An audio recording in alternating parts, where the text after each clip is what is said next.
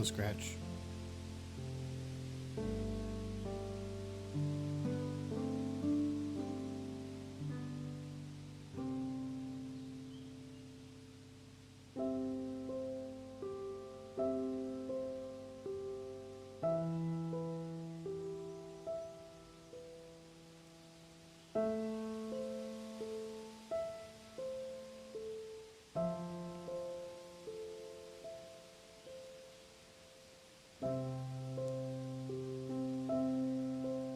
Wilson's at home, Matt.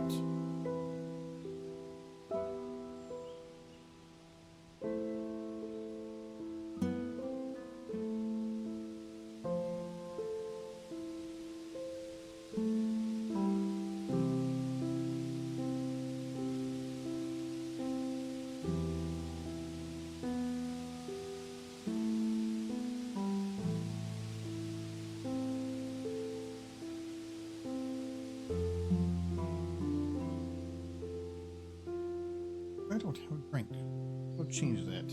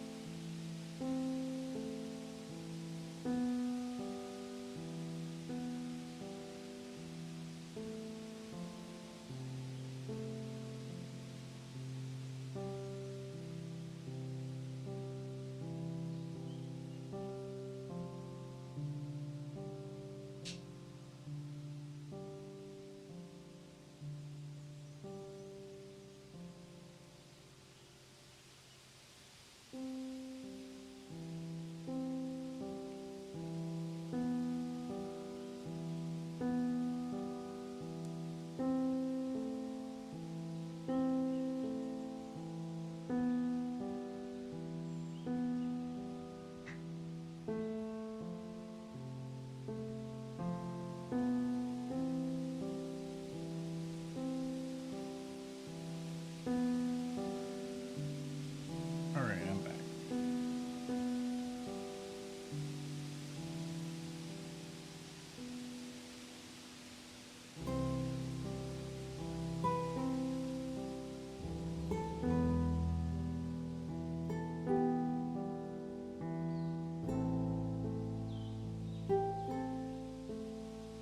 All right. Buttons do I need to hit here? This one. Never. I need to put pictures on these buttons. I put text on them, but it doesn't actually provide me like information. I think I'm still a program. Oh, my camera's not even on. I need to turn that on. And probably turn off the green screen too. Oh.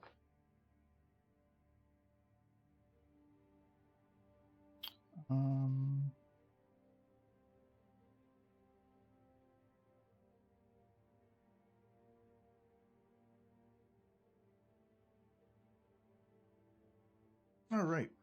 Hello. Happy Tuesday.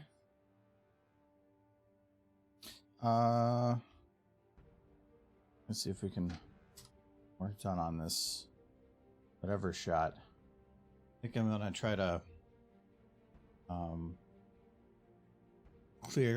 clean up some of these edges and get some more trees and stuff up. How you doing? I'm doing pretty good, I think. Yeah, I'm looking forward. We're supposed to actually get like 70 something this weekend, and as far as I'm aware, actually it's been like a week, so now I can check again. What's the outlook looking like? I think we're out of the cold woods thinking. Yeah. It's 70 on Sunday. Well, there's going to be 53 and 52 the days afterwards. It's then looking like 60s from then forward. So I think we're finally out of winter. So I'm looking forward to being able to do some lawn work and stuff this weekend, because the weekend after, we're going to be in California for BabsCon. So I don't want it to have it where it warms up and then suddenly I'm wasting the time that could have been done for getting some lawn stuff done.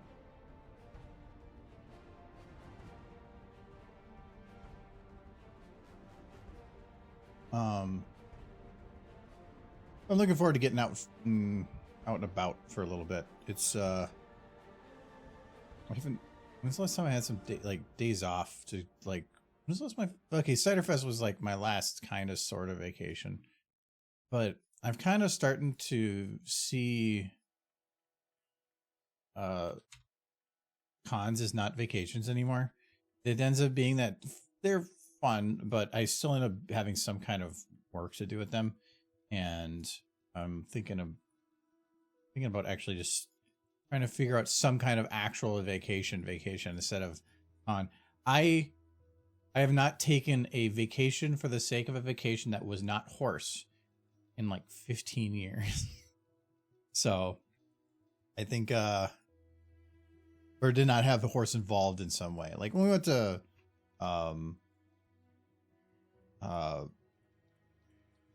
Gallicon, we got to spend a couple days in Germany doing some stuff that I would consider vacation-y, but it was on the premise of like a limited time schedule based on the con stuff. So I'm working on building up vacation though. My work has a different policy compared to most job places, where most are you get your vacation at the beginning of the year and then you use it, whatever you can use before the end of the year, and maybe carry a week over. Our work doesn't do that. You don't get accrued at the beginning of the year. It's from whatever your start date is when you start at the company. They pre-accrue 1 week, and then you just accrue it at a standard rate then forward. And you can only use the vacation you have. There is no refresh date. And the benefit of that though is that you can store up to 2 times your yearly gain.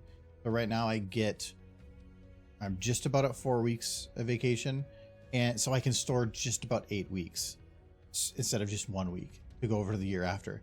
So I'm trying to store up a bit. I think I'm at like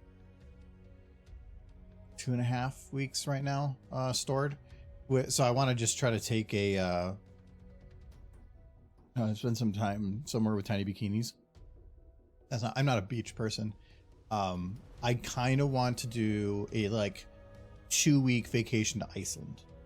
That's kind of the thing I really want to do. You can get some of the cruises that are there that'll like every day drop you off at different parts around the whole island, and they're about 2 weeks long. I think that would be kind of cool. So I'm kind of wanting to do that. I need to save up about 3 weeks stocked so that I have backup in case, I don't want to have it where I use 2 weeks and then have an emergency. Because again, I can't use it if I don't have it, but I think that would be fun. I'm a museum kind of vacationer. I'm thinking about in the middle while waiting to accrue that. I want to go to DC. I actually wanted to do it back when BronyCon was like the last year, because you can just take a really quick, easy train from Baltimore to DC. Spend a couple days there. But yeah, I want to go to like a lot of the museums, a lot of history stuff. I don't know if it's probably the best idea to go there in the short term, just because with different protests and everything going on. But I think I do want to go there and see a lot of that history.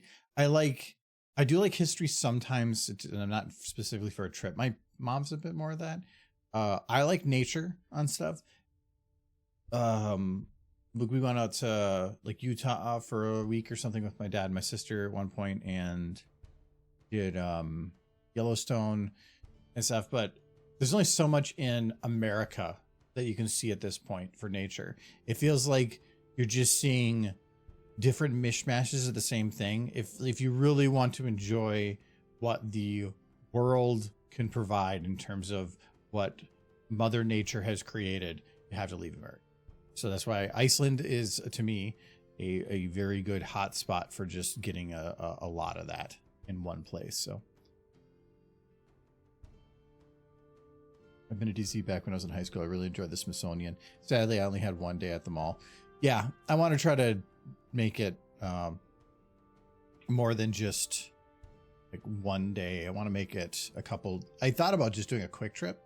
I get every other Friday off, so technically if I timed it, I could probably maybe take like say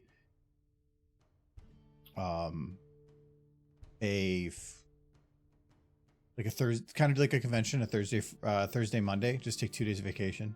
Though, because I work 9-hour days, it ends up being that 1 day of vacation is technically 1 hour more than 1 day. But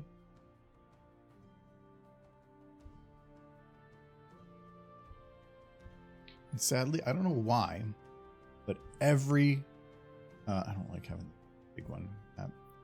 Every convention lands on a work Friday.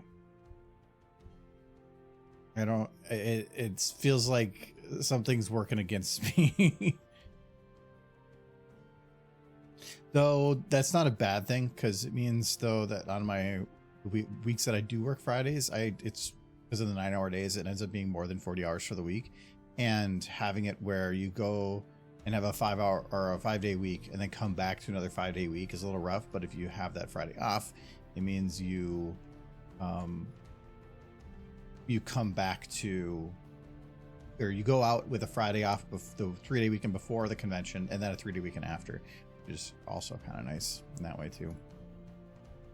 Though they're talking at work about allowing people the potential option to switch to a 480, or not a 480. I'm on a 480. What do they call it? Or 980 I'm on. It would be a 410. So you do 4 days a week, get every Friday off. I don't know if I'd want to do that. 10-hour days are long.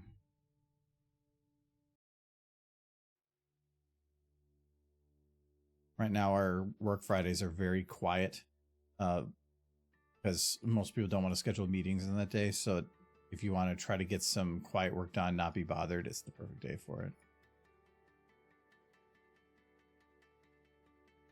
Be enough to fill some of that back. I do need to extend that portion.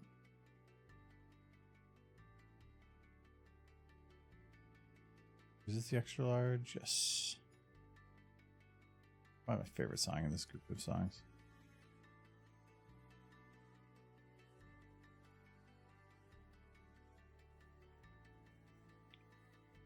Well, I know that feeling. I tried for years to make it to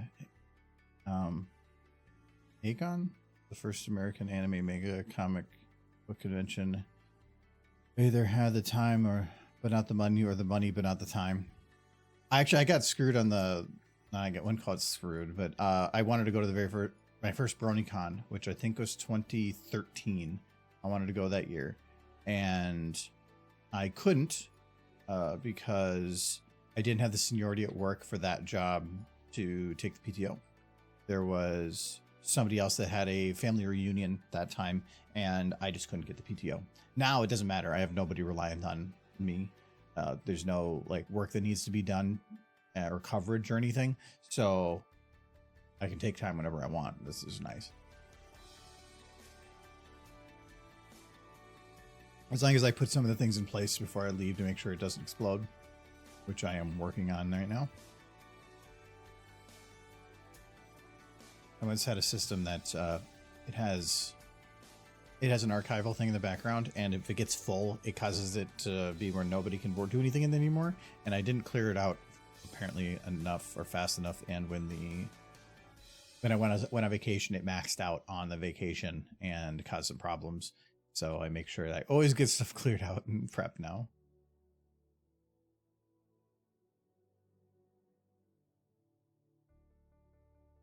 That's better, but I think this is just not lit fully to the edge.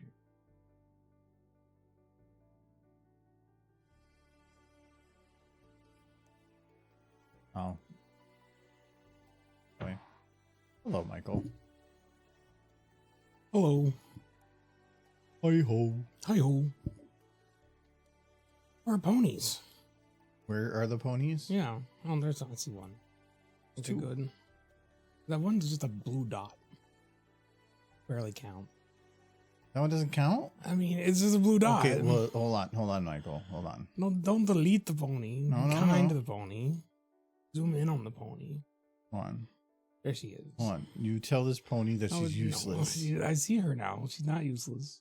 No. You made sure that she was useless. Was she a good horse? Like her costume. Like, this is my military uniform? Don't call it a costume. Oh, no, she's sad. I can't make her not angry. Yeah. Because it's kind of built into the glasses, but... Well, I mean, it's supposed to be intimidating. That's the whole point. So she can cry and nobody knows. I was thinking, which is always dangerous. Yeah, a little bit. Now you have to do the Fluttershy scene with her in front of a big crowd of horses. Mm-hmm. And other horses standing behind her that are her, like, helper horses. Yeah.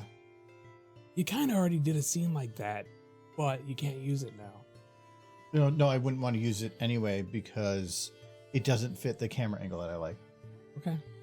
It's way too up in the whatever. I'm going to definitely reuse the animations for the people in the chairs. Yeah. For sure. I mean, the equestrian flag even behind her still works for that scene. I'm not going to because I want to keep it focused on her. If I put that flag back there, it's much brighter. Yeah. That giant flag was looking from the fascist perspective of like leader in front of their giant, enormous flag of like, look at my EP and like the country and everything. This, I don't want it to be about Equestria. It's about the horses. And so I wanted to have it be darker. I wanted to keep it, if everything looks bright and well lit in a lot of these shots, it's going to look more upbeat. And I want it to be darker. Fallout's about dark. Yeah. And so I want to be darker. I want it to be moody, that kind of thing. But I don't know, Ministry of Image. Sunset says, how was your day? It was mostly uneventful, which is good. I mean, it's a good day when it's like routine. Nothing, no surprises. Bosses are still out. They're out till Thursday. They've been gone for almost 2 weeks now. When do they get back? Thursday. They're in Italy. Have been. They were in Italy and then they went to Germany. And they're coming back eventually. So I've been... Well, I'd hope they come back eventually. Well, I've been in charge while they've been gone. And I like it. So everything's on fire. No, everything's better. How many horses have you put in the office? No, none. There's already a few in the office, but they're permanent. What about the one on the shredder? That one, it's on my computer now. I'm dying. That sounded like a Pinocchio situation where you just lied and you could... Yes. No, it's on my computer. I stuck it to the side of the case. I saved it when Draft left. Paper Pone. Don't hurt Paper Pone.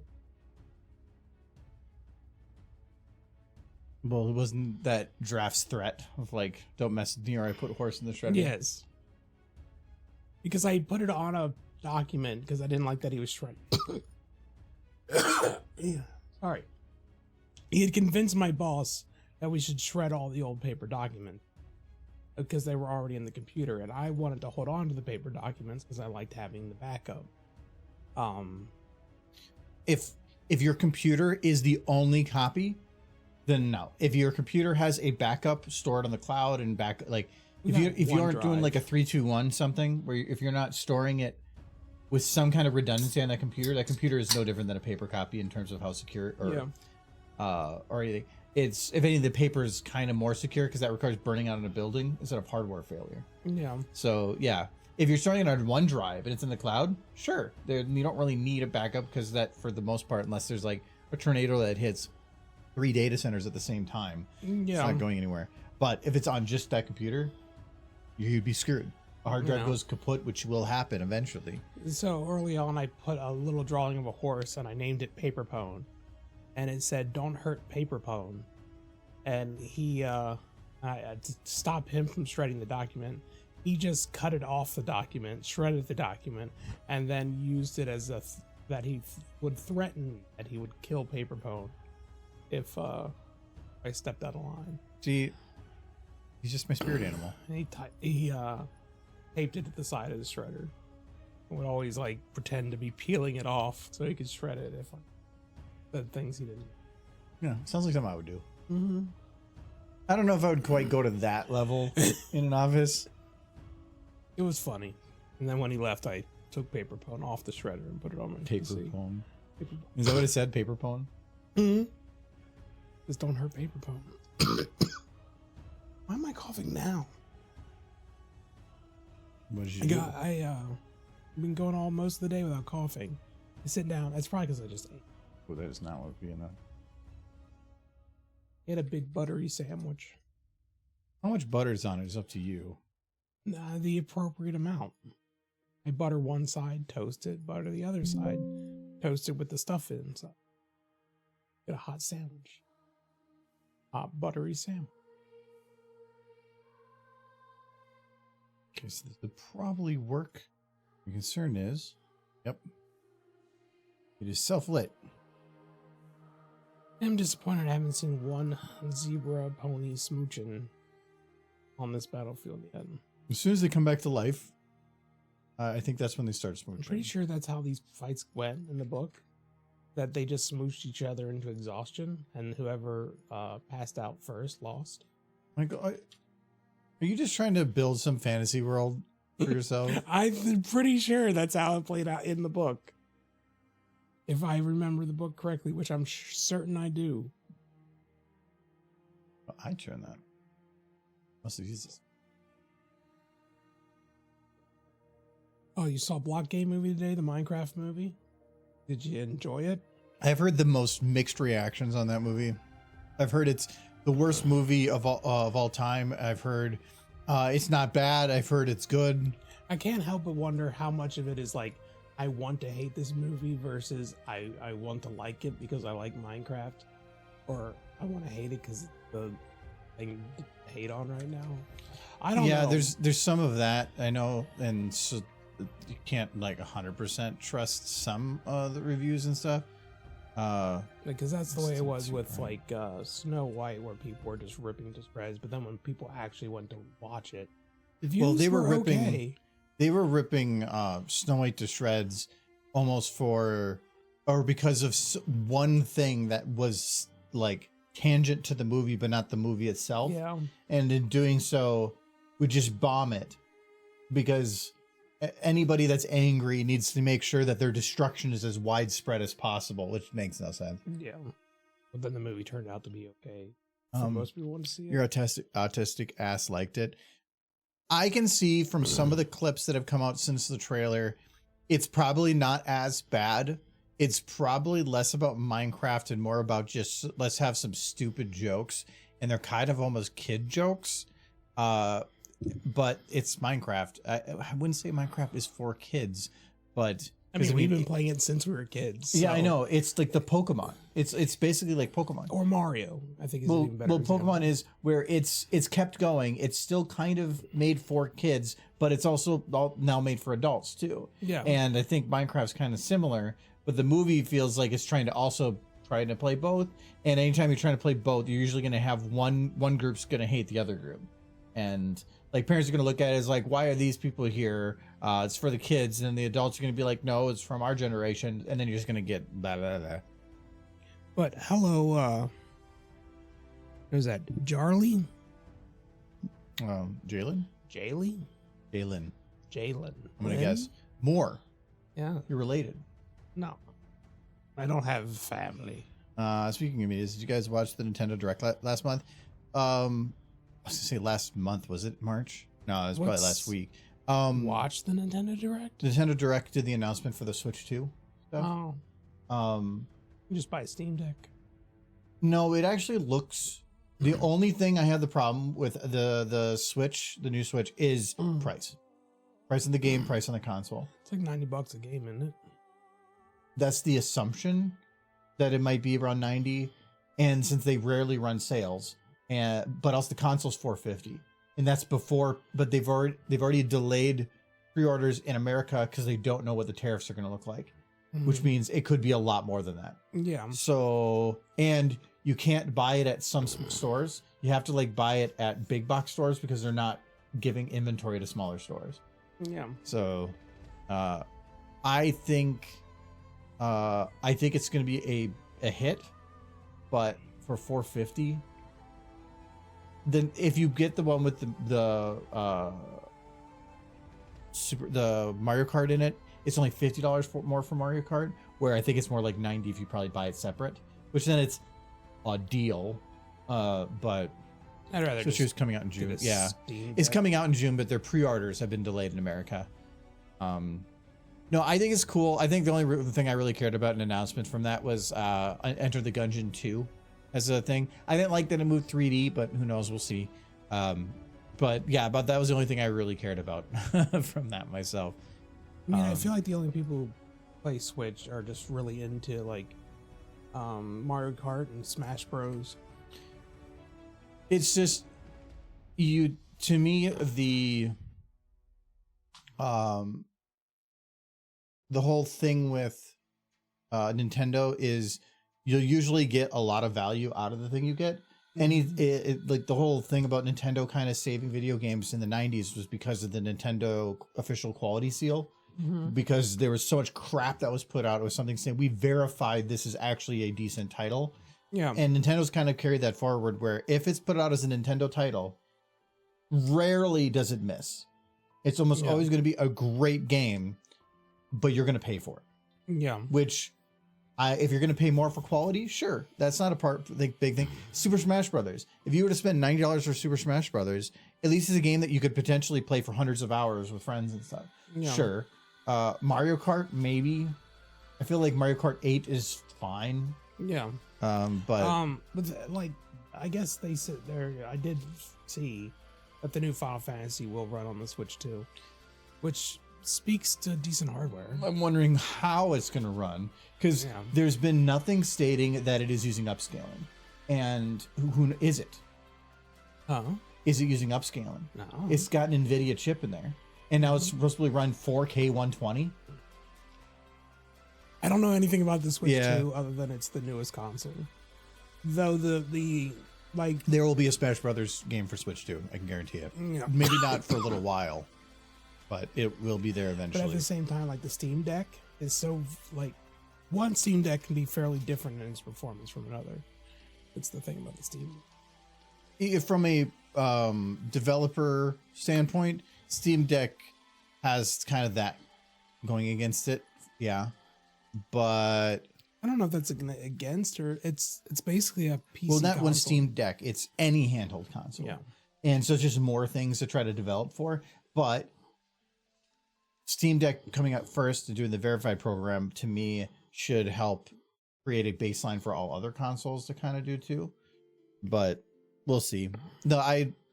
But at least with Steam Deck, if it's just Steam Deck, it is a simpler environment. It's a single device. Yeah. But then you have like the 5 or 6 other big name variants that have come out. The games are cheap.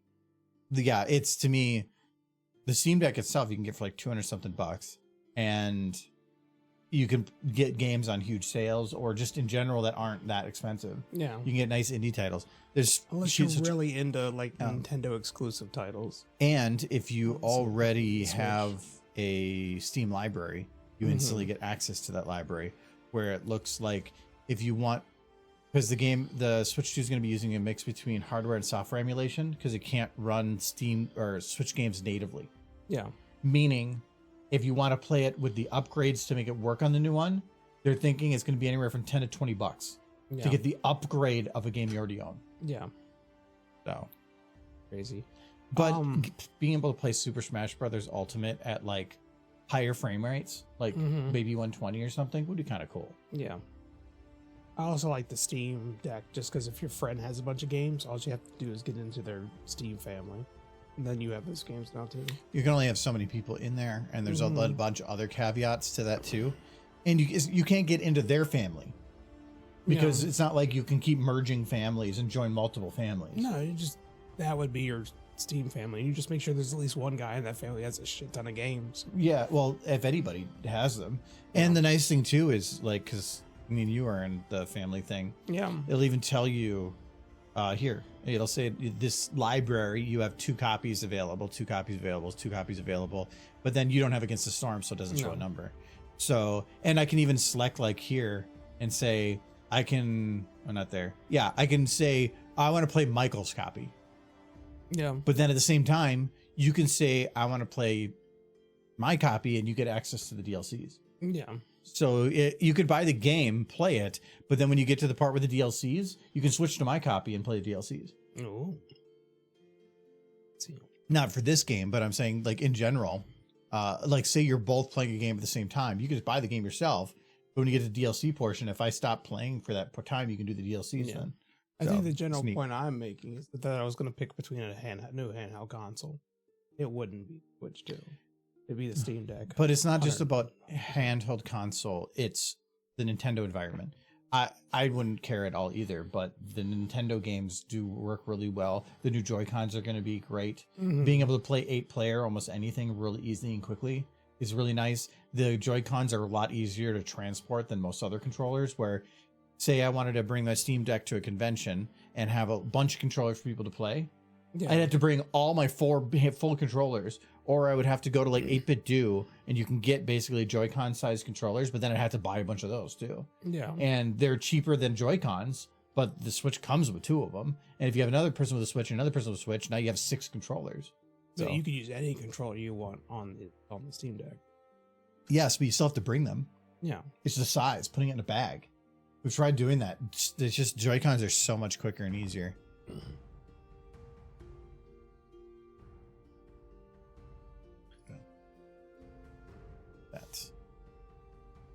I think this is actually in the same folder.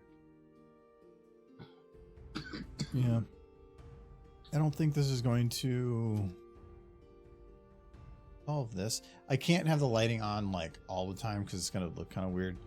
But I think because of the angle, the lighting is coming basically from above and below. And since these are pretty flat, it means the lighting's not going to hit them that well.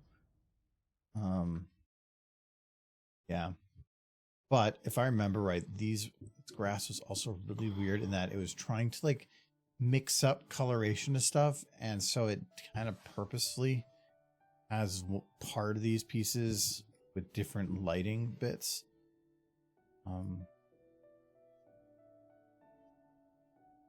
Yeah, you can kind of see the ones like here, even though I'm shining the light at them. Yeah. Though that, yeah, it's only one side of the texture that is doing that, which is that a normal thing? Like not normal, not in terms of a sentence, but like the normals on a model. Are those the 3D or are they just 2D? They're 2D.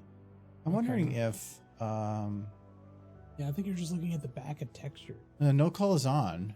No. Well, no, because it's no calls on, so it should do textures on both sides. I've seen this before. I know. No, that's why I'm thinking it's a reversed normal. Yeah. It's socks. Oh my god, socks. Behold socks. I don't know. I like how you're always visible during socks, but I'm just like blocked out. Not during socks time. You've got red sock. No, the normals, I've had that on a model where the normals were reversed. and it made it so that you were basically seeing the back of all the textures. But normally, like, what if I set this to 0? Would this, if I don't see the back, would it just make part of the grass invisible? Yes. Yes. But then, More consistent. no, you can see it there. It's more consistent. I think you should just. Oh. Well, Back's just so good. technically, As long as you're looking at it from a single angle. but also I'm pointing a light at it Yeah. to test this stuff. This is what I'm going to be dealing with.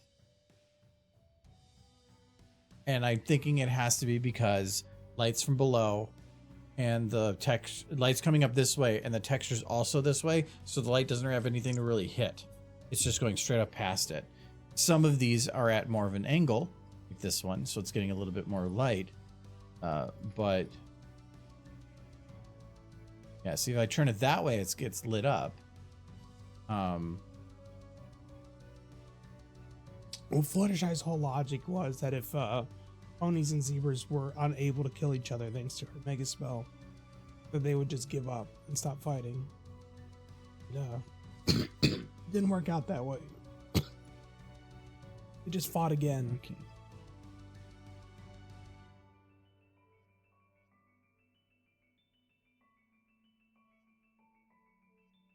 Because the zebras were terrified. They wanted like territorial gains within Equestria. Because they figured if Luna was going to melt the zebra lands, or any other land they might be in, the one place she wouldn't like set on fire was her home.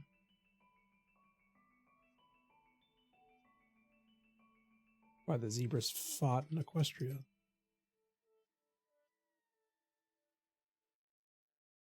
It's thick. Yeah, I think these are going to have the same issue. Check if I process it. Helps a little bit. Because that was the thing. Luna at any point and Celestia could have just like moved the sun over top the zebra lands and just kept it. Which is what happened to them during the Nightmare Moon's nonsense. Well, they can't just move it over there because the sun moves everywhere. Well, no. So if they kept it over their lands, they keep it over their Equestria too. Well, well, that's his thing. The zebra lands are far, like, on the other side of the planet. So when the moon was being kept over Equestria, the sun was being kept over the zebra lands. So while it might have been getting chilly in Equestria, the zebra lands were basically catching fire and everyone was dying. Well, not catching fire, but it would be a climate disaster. Yes, so that's what they were terrified of, that at any point Nightmare Moon could do it again. Because the first time it happened, when she got banished to the moon, they nearly all died, like as a species. They nearly got completely obliterated. And then when she came back for her brief stint, it happened again. And it wasn't long enough to create a big problem, but it was kind of this reminder to all of them that, oh, that thing we read about in history books that happened that nearly killed everyone kind of just blipped at us. They were terrified of Luna, so when she became the ruler of Equestria, they were understandably not thrilled. Well, you would understandably not want to, or not be happy if you're at war with somebody that has the ability at any point to destroy you.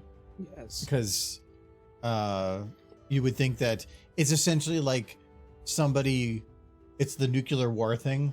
And so as soon as they had access to something that could do a first strike, they did, because the looming threat of what could happen was too great. Yeah. And they respected BS Celestia's propaganda. Well, Celestia tried real hard to like make peace with the zebras, but it didn't go well, and it was the event that ended in Big Mac's death. Well, ended in a lot of deaths. Yeah. In the end. You know, Big Mac specifically in that instant, he ended up taking the bullet for Celestia. I know, but the that situation led to an escalation in the war, which then led to other deaths. Celestia never got another chance to try to make. It's after like that. the oh, it's working. They had that in For All Mankind when somebody died. That was two people died. And one was like a hero to the people, and the other one was a worker. And when they brought it up in the news, they're like blah blah blah, and one other person. Yeah. And all the workers on that station were already angry about how they've been like thrown down to such a they were the ones keeping everything running, but they were just numbers in the end. Yeah. And then that situation was like, where's our parade when somebody dies? Like they had a parade in his honor, but the guy next to him also volunteered to go with that guy and ended up getting killed by it. What happened? And it's similar to that of like, yeah, Big Mac died, but so did a lot of other people. But only Big Mac's the one that matters. Well, in that, he's the one who took the bullet for Celestia. Yeah, so but the action itself led to a much bigger conflict, though. Yeah. Well, an escalation in the conflict. Yeah. That's when. And because of that, many other people died. Well, that event led to Applejack making the power armor suits because she didn't want. After her brother died, she started thinking of what could I have given him to have saved his life. Yeah, she didn't care about all the other horses that were dying on the battlefield up till that point. All those brothers and sisters that were constantly being shot and killed. But when it affected her personally, well, then now I have to try to protect people. Yeah. Until then, I didn't care. There's enough horses. It did make it hit close to home for her when she lost her brother, and then she threw herself into her work harder. Working a little better. Prevent it from ever happening again to anyone else. Yeah, but she didn't care until that moment that it was happening already to other people. It's hard to be empathetic towards issue until you experience it yourself. I would think that people don't need to wait for death in their own family to know the weight of death. I like to think that, but I've seen it not really play out that way. Are you defending horse, Michael? You're defending the horse and all of her apparently complicit murder of other horse.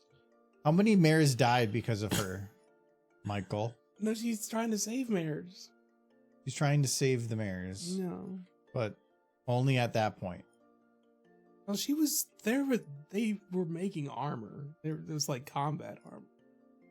Just the power armor came along after her brother died. Uh-huh. She's trying her best. I know, but it's a story that normally puts so much extra weight on the characters that are in that story that everybody else doesn't matter. Yeah. And they do that all the time in movies and TV where like they can't follow everyone. 14 people will be shot, but then and they're dead. They're like they got mauled and set on fire. But then the main character gets shot in the shoulder and everybody has to stop and run to save that person because he had a boo-boo. Because if he dies, the movie ends. No, but none of the other people it mattered. It was just, it's stupid. They mattered in that they needed to save the main character. Why did Celestia stop down? Luna did not want to take over, and they knew the zebra liked Celestia, not Luna. They blamed Celestia for stepping down. It kind of I was going to say hard, that as soon as I started speaking that, I knew that Michael was going to go down a tirade again. No, Nolan's right. The war is kind of Celestia's fault more than... The war wasn't Celestia's fault. The escalation of the war was her fault. The war was already a thing. Well, no, she kind of started it. Because the zebras were holding back. They basically wanted more gems in trade for coal, to the point where the aristocracy was getting frustrated that the trades weren't fair. Yeah, I know. And so Celestia started up some reciprocal tariffs. So basically what happened is that the aristocracy convinced Celestia that ponies would suffer without the coal, and they could not afford what they were requesting for the coal, so that they should send a equestrian task force to the ports that the zebras controlled, that exported the coal, to take control of the port and then negotiate prices with control over the port that exported them. And she agreed, because she was convinced by the aristocracy that ponies would suffer if she didn't do this. And it went immensely poorly. And it was in that moment, after it went immensely poorly, that Celestia stepped down and handed control of the nation to Luna.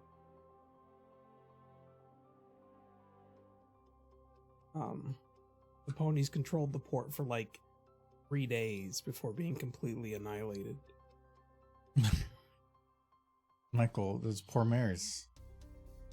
Celestia felt so bad she stepped down. Ruler of Equestria. From that event? Mhm. I thought it was the school. The school came later. That was actually... The school was a turning point in the war for Luna, and I think after that, like, any kind of negotiations east. Yeah, if you target kids. Yeah. Like, I can see that. up to that point, I think there was like attempts at finding a diplomatic solution to the war, but after that it was just one side wanted to annihilate the other.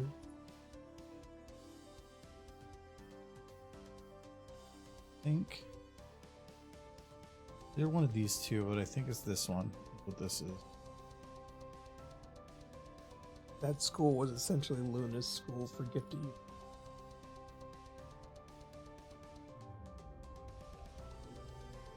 Yeah, this is... Oh, actually, I think it might be this one. Let's start fire. Here's... It's kind of funny that one small oops on Celestia's part caused her to vacate the throne. But the person Well, she up put till in that point, I charge- think she was considered to be perfection to many people. But then she put Luna in charge, and they're terrified of her. And here Equestria was invading their lands.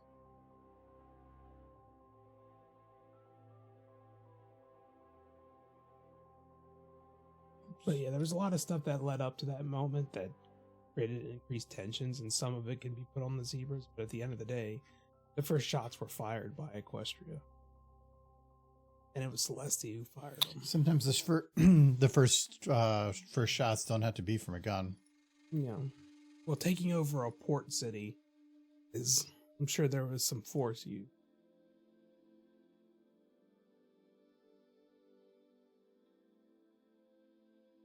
Basically, I think what Britain did when they took over Hong Kong. Except it went better for Britain in that moment than it did for Celestia.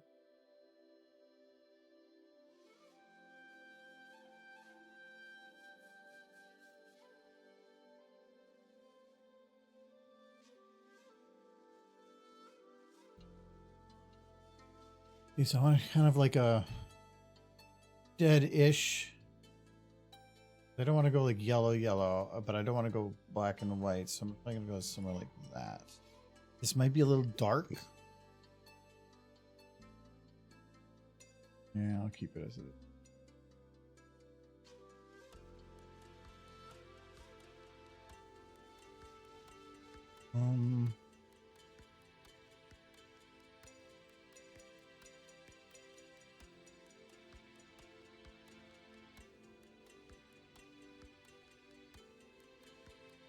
Hopefully the transparency carries over.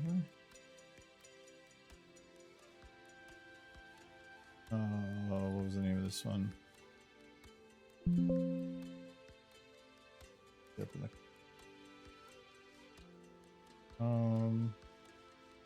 H foliage.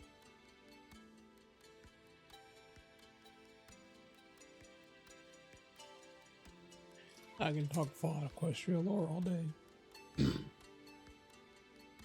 It's crazy in depth. No, you can't. It's crazy in... Well, No, you can't.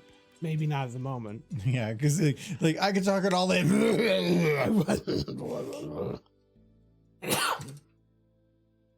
Making that noise made me call for reals.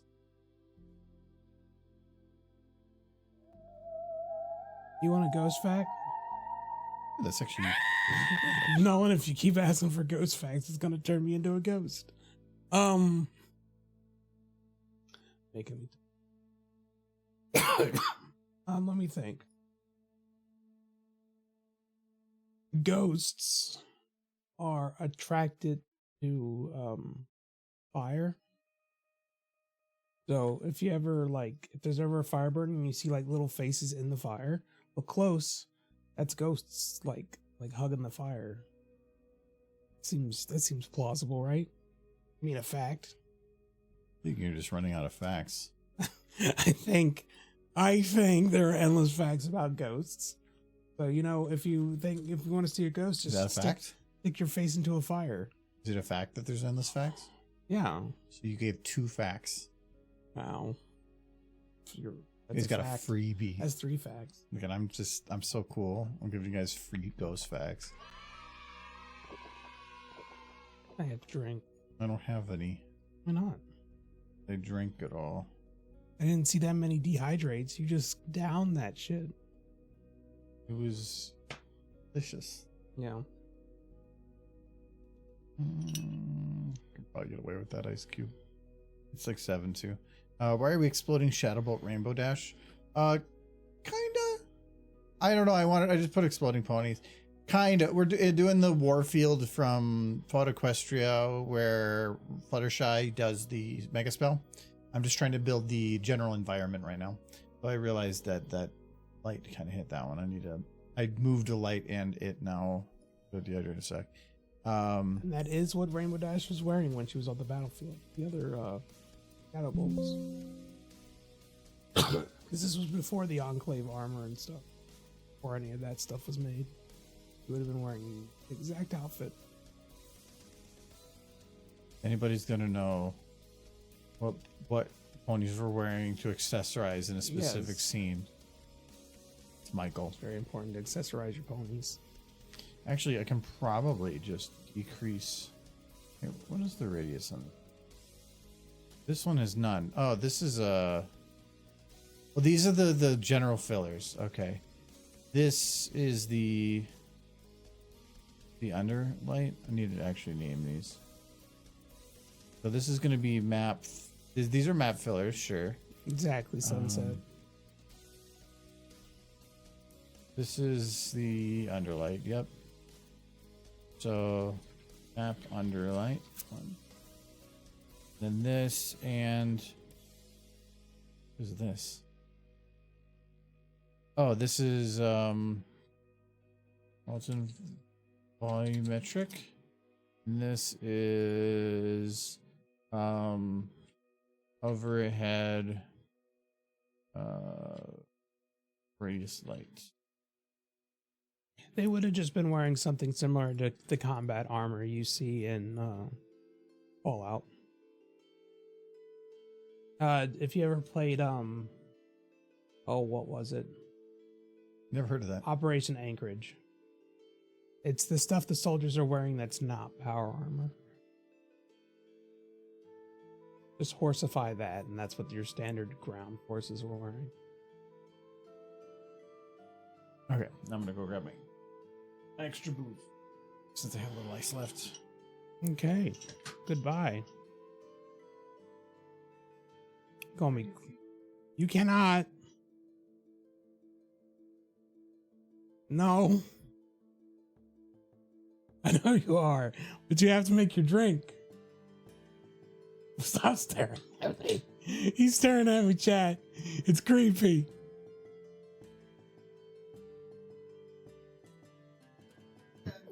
No. Nothing. Nothing. Nothing. Get over yours. Let me get a smooch. I get her over here.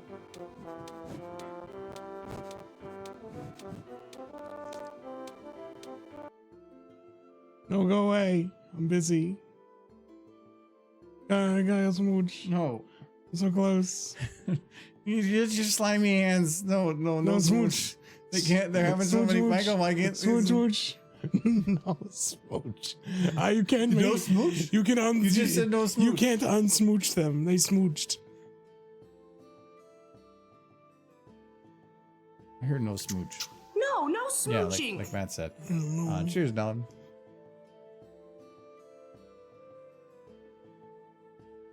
Did you catch the big derp? That didn't. No smooching. I was making him smooch. You missed Big Derp. You just have to play it again. No, I feel like that's just an excuse for you to get more Big Derp. No more Victor. Okay, wait. I always love this. Why is she all over? Hey, I was efficient. She doesn't really need it out there anymore. No, I need it for smooching. Need her for smooching. No. Actually, the one other thing I want to check here is the mega spell itself. When it's done, is probably going to be bright. My assumption, right? It would be just as bright as a Bellfire Bomb. It would just be healing. There's Big Derp. So they've been healed. Why is Big Derp way off the screen? What? I saw Big Derp, but she was barely on the screen. What was it? And she just appeared. Like just now. Why did that happen? Something's goofy. 'Cause, yeah, that shouldn't have been. Let me check Big Derp. She's Oh, there. she's good. But there's a Cookie Derpy. Why did Cookie Derpy? Become Big Derp and way off screen. Why did it cut off? Yeah. It's just Big Derp, but on the side of the screen. I mean, and all what I messed think- up. Also, is the audio choppy for everybody else or just me? I want to make sure it's. If it is, I can do some fixes later. But why did this one cut off? No, It is choppy. Okay. No, play Cookie Derpy again, and you'll see why it's all messed up. Why is Cookie that Derpy's cut messed up. off? Mission. No, I know. But There it is again. See? see, I know. I You saw see the Big that. Derps? She's You so see him? tiny. No, I Messed up. think I know what it was. British. Ooh, Okay, I like but her. to fix, I need to do a black screen for a sec. This is the overlay layer. I think I need to. Did I accidentally? Yeah, I apparently accidentally replaced Cookie Derpy with Big Derp. Why would you do this? Okay, so there, the Cookie Derpy is fixed now, and then Big Derp seemed fine. there. This is just a transparent layer that goes over everything. I think you know it. It's Oh, so they smart. hit the screen there doing blue stuff. Bongo. No. It's a separate layer to keep things efficient, so I just have a like an animated overlay layer. But now Derpy should work. let me check for Big. Big Derp is fine. So that WebM, apparently I gotta double check it. Something with the audio is a little goofy. It's just way smaller. It's like literally 1/100th the size. There's Cookie Derpy fixed. Yeah, Cookie, I was just Cookie gonna Derpy. test that. So okay, yeah, Cookie Derpy has been Yeah, fixed. Cookie Derpy. And I think I owe like 2 Cookie Derpies to fix that. There's 2 Cookie Derpies. Yes. Lots of Cookie Derpies.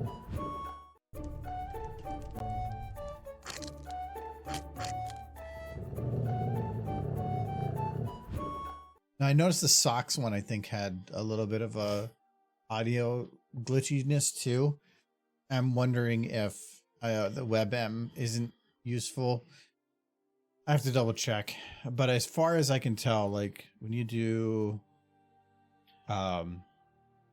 encoding for this stuff, it's just crazy size differences. But there's only 2 things I saw that let you do transparency, and it's either .mov or w or WebM. But like if I go to the overlay socks, yeah, it's a warning for missing texture. I don't have to question your phone. I'm British. Just lots of overlays. A lot of horse. It's probably being, yeah, my guess is it's not, or my computer can't handle it. A lot of these overlays, WebM or not, it takes up like 25 or 30% of my processor to decode it, and it doesn't have quite the overhead to handle that. Oh, socks. The socks trying to touch socks. Choose to dehydrate. I played with the socks. Okay. I can hear the choppiness, but It's just size wise. If I go to WebM, it says this would probably be around 42. It doesn't have like the alpha layer included. I think that does make a bit of a difference. Yeah. No, this is 42 megabytes. But if I go to QuickTime, make an MOV. QuickTime. Yeah, if you want an alpha layer, it's one of the few options that lets you. Yeah. But you can tell here with alpha is only a 4444, which means usually pretty close to lossless. Yeah. As far as I can tell, like GoPro Cineform with alpha, I don't know what is that size gonna. It's not even gonna tell me a size. Is it even telling me a size for this? Yeah, it's not even telling me because it's literally at 2 gigs or 3 gigs. All the rest should be fine. It was just I accidentally did it on the one, and I remember when I was going to do it, I thought I replaced the video, and then it didn't replace it, and I was like, well, that's weird. It's because I probably selected Cookie Derpy. So put it on. No, and you're absolutely right too. He was hiding his screen for the extra special animations. He doesn't want you to see them. All the mare smooches. No, this is the only ones you can either select XQ or the XQ with alpha or the 4444 with alpha. I don't think you can select like 422 with alpha. I haven't actually checked. As far as I can tell here, there's no options for like, okay, if I select the with alpha layer, what here? Oh, okay. It says the option there. What here selects the option for having alpha? 16-bit plus alpha. Okay. If I go and select the 422, yeah, there is no option. So I can't do alpha with the 422, which would probably be a lot smaller. Does anybody know any video format that would do that? And it's probably not going to make it matter. Well, actually, no. I bet you these specific files also can't be decoded without some kind of overhead.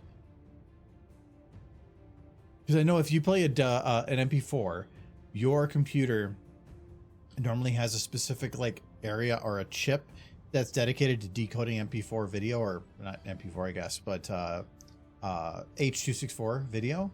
So it's very efficient because it's hardware level decoding. Anything not that has to be done through software, which is a lot of overhead, and my chip cannot handle that.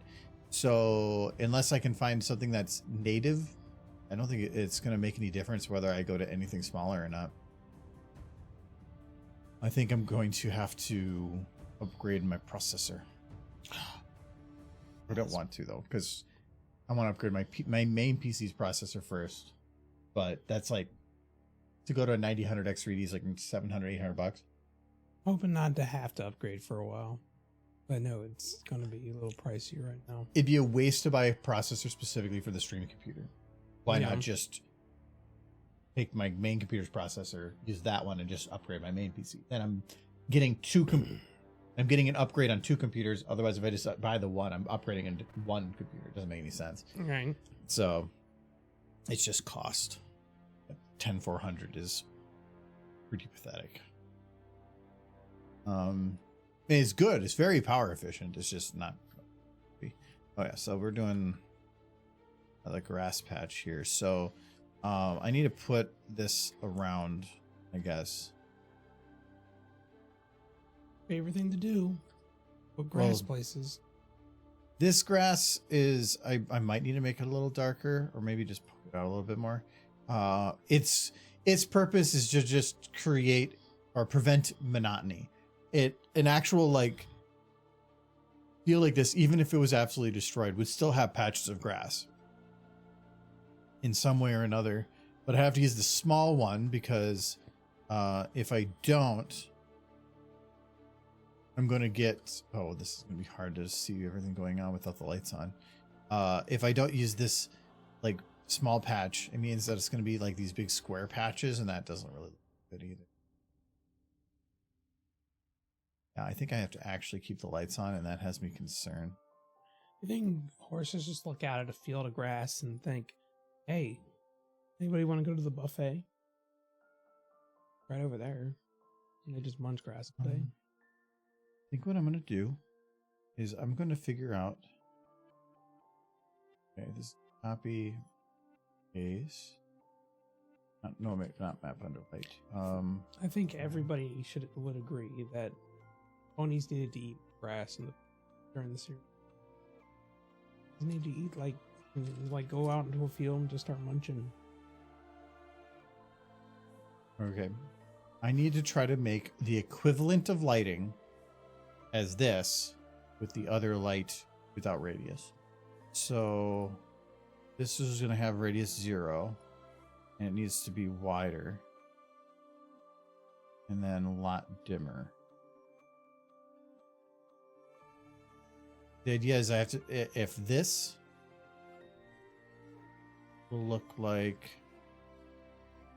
I think it's that pretty close. What? To each other. So the difference between this and that. That one looks slightly darker, but yeah, I think it does too.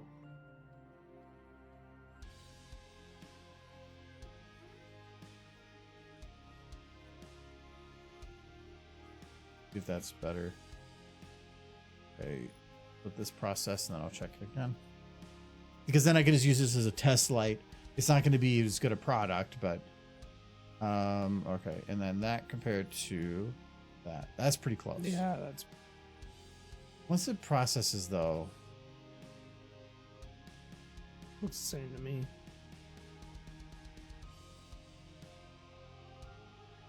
it's too bright. That should be okay. That'll be close enough. All right, now I can, because before every time you hit tab, it's doing this because it's trying to adjust for the radius, and that makes it hard to work on things. So instead, let's use the test light. Call it the equivalent.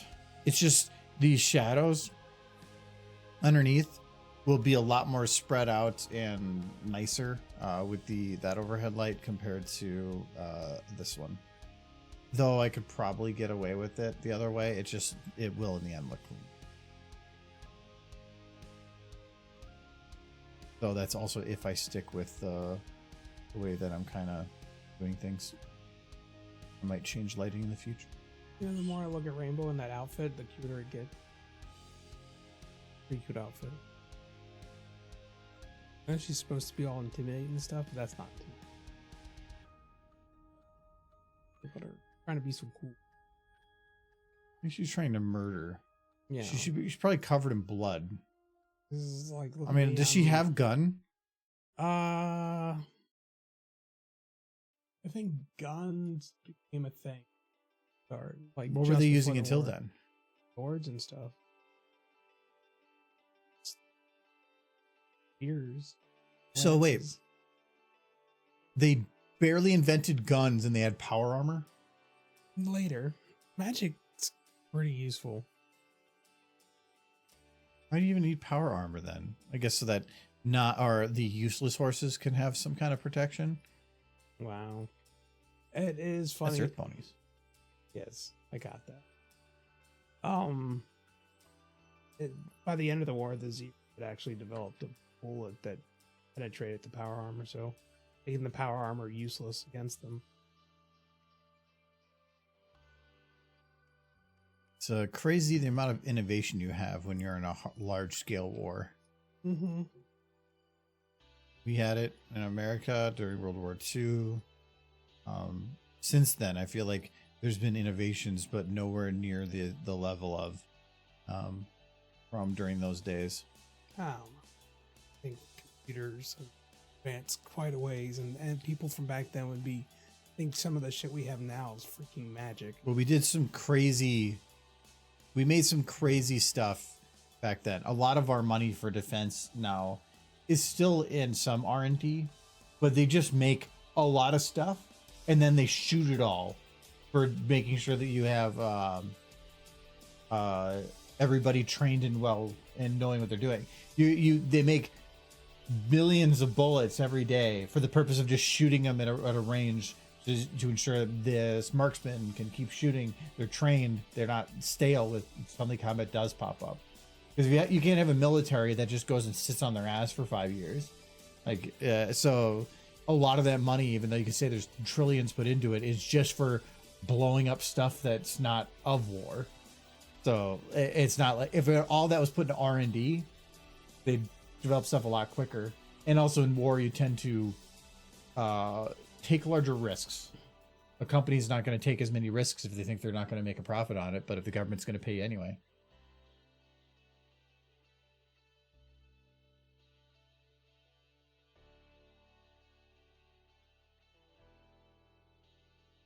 I would argue that it's only the case in the countries that aren't decimated, or that Well, it's beneficial to the advancement of technology. America had the advantage of not having it front lines. Yes.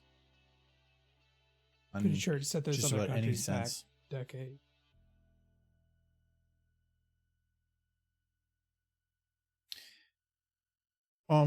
Yeah, sometimes the destruction can lead to benefits. The European rail system is as good as it is because they literally had to build it from scratch, while we have been trying to tack on top of old systems because we don't want to put the money into replacing things. Well, that's just it. It would have been easier for us because we didn't get bombed to crap. But we already have something where they had theirs taken, so they had to build something new. And they built something good. Yeah. America just needs to, get out of its ass. But problem is, companies make more money if they keep their head in their ass. Yeah. In the short term. The almighty profit, or no, I would say the almighty shareholder is the boss.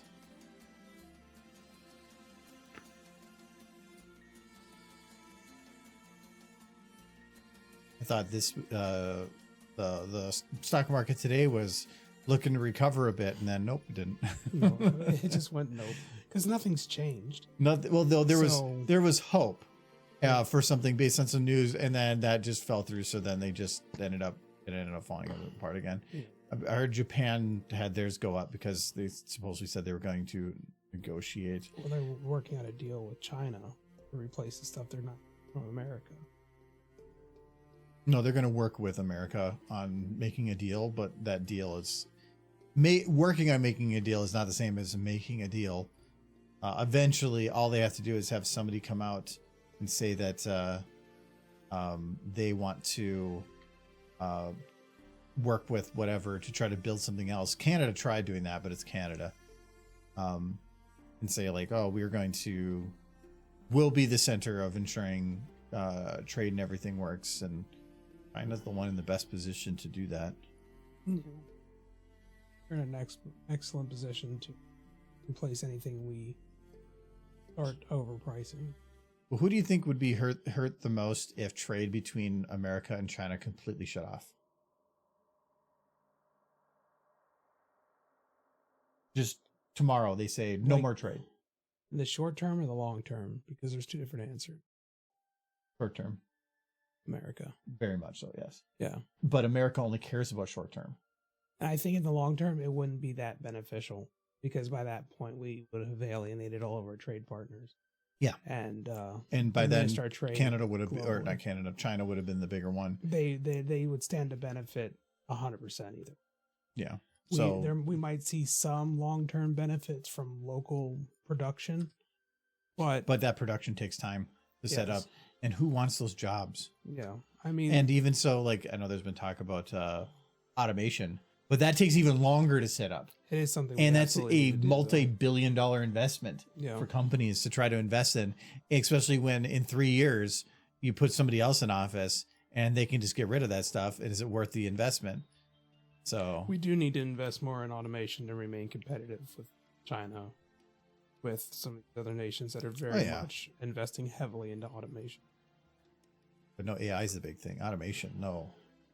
AI, yes. It's hard to invest. Okay, making pizza and cake, not pizza cake, which gives me an S. But how pizza cake? Are you making them at the same time in the oven? Pizza cake's just a deep dish. Well, are you putting like a pizza on one side of the oven and the cake on the other? Because I'm thinking you're going to get a little bit of cross taste. Probably.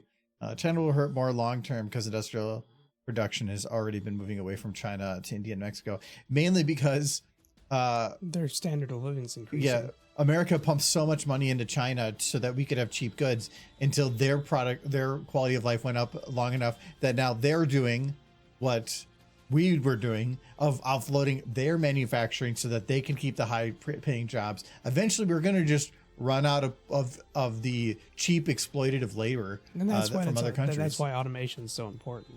Yeah. Because eventually everyone, hopefully, ideally, will get to a point where we don't have to have people scrubbing sewer lines anymore. There's a sad, I don't care, Tesla robot doing it.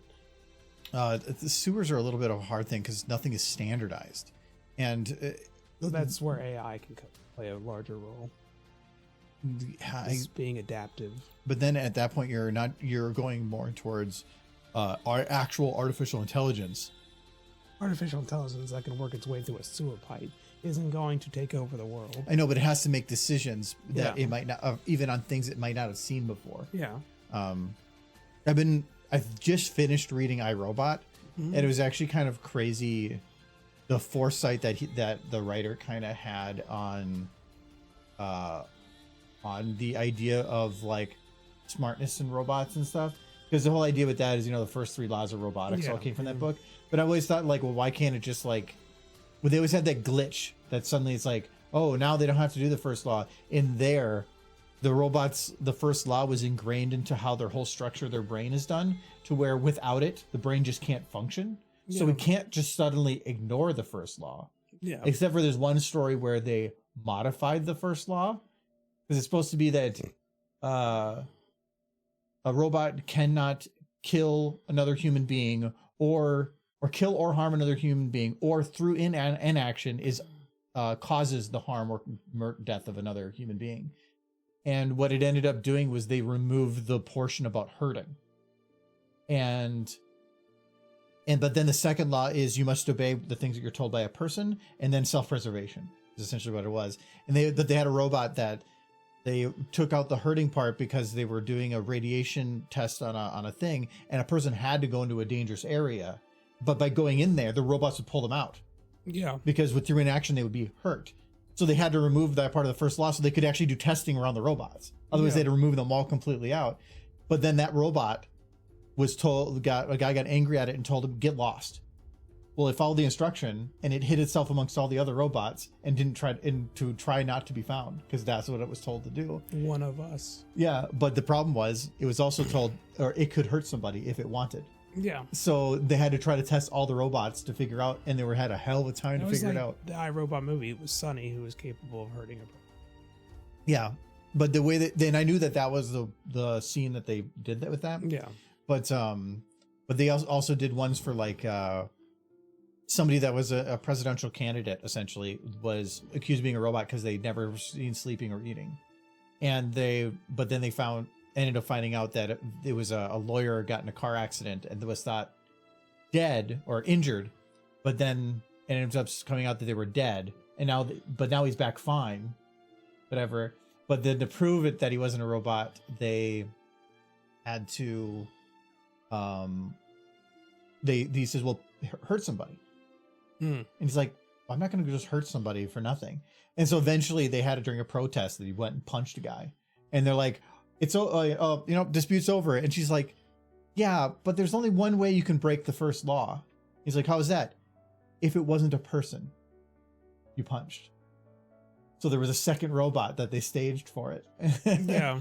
And stuff. And it's actually really neat how they write all this stuff, but they bring up all the questions of like ethics and how the robots and how they can be smart, but at the same time to try to prevent them from doing something or other things, they're going to have limitations that are going to be difficult to work around. It's cool. I actually very much enjoyed the book for a book written in 1950. It was like 75 years ago. I think robots will always be programmed to their purpose. There's not going to even be that's like what a generalization of all the robots in there were hyper specialized to certain things. Yeah. They had a couple different robots that were generalized, but they were basically like children. Yeah. And but even then, they had to be careful because one of them, they were given a problem, and the robot itself, after giving the answer, completely corrupted and broke, because the answers apparently at some point broke the first law and it couldn't work its way around it. And so when they gave that problem to the same robot, they had to try to tiptoe around how they did the questioning, because one time they asked one question, he'd be like, I don't know, and they're like, oh no, back up, because if they get it to that questioning, it'll just shut itself down. And it was really neat. It was a really fun book. And 1 of 4, so I want to read the next one now too. What if Michael gets a robot? And he's just living in pain and tries to help by putting him out of his misery. No, the robot wouldn't do that. It will do whatever it can to not to prevent like that kind of pain. I mean, they would look at them and say like, you need a hospital. But like, shut up. No, because putting out of the person's misery, the robot would do a trolley problem though. Yeah. If it ended up being that through action, one person would get hurt to save many others, yeah, it would in the end choose the one that was saved more. Well, in iRobot, that was like the reason Will Smith's character hated the robots is because it saved him instead of the child, because it determined that he had a higher probability of survival in that scenario. So it saved him because yeah. And he's like, a person wouldn't make that decision. A person would have saved the child.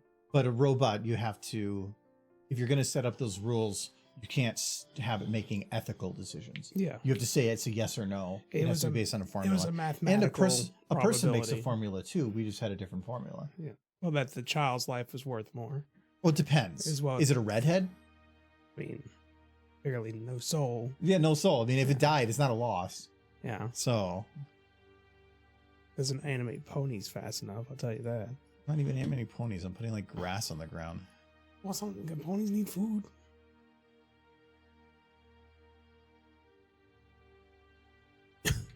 Ponies need food? Ponies need food. All right. Ponies need food. Can you make art without a soul? I'm thinking you can do a lot of things without a soul. You just can never find happiness. Well, yeah. There, that's your soul fact of the day. Yeah. Ponies are the only thing that bring joy. It's sad, I know, but Not everything else has failed. No. It's fun because it's different, but they do make me gassy. And we're talking about the food. Just to reiterate. He's not talking about like he gets a bunch of people in his room and gets really farty. Three-ways are such a mess. Ugh, and the smell of beef is in the air for days.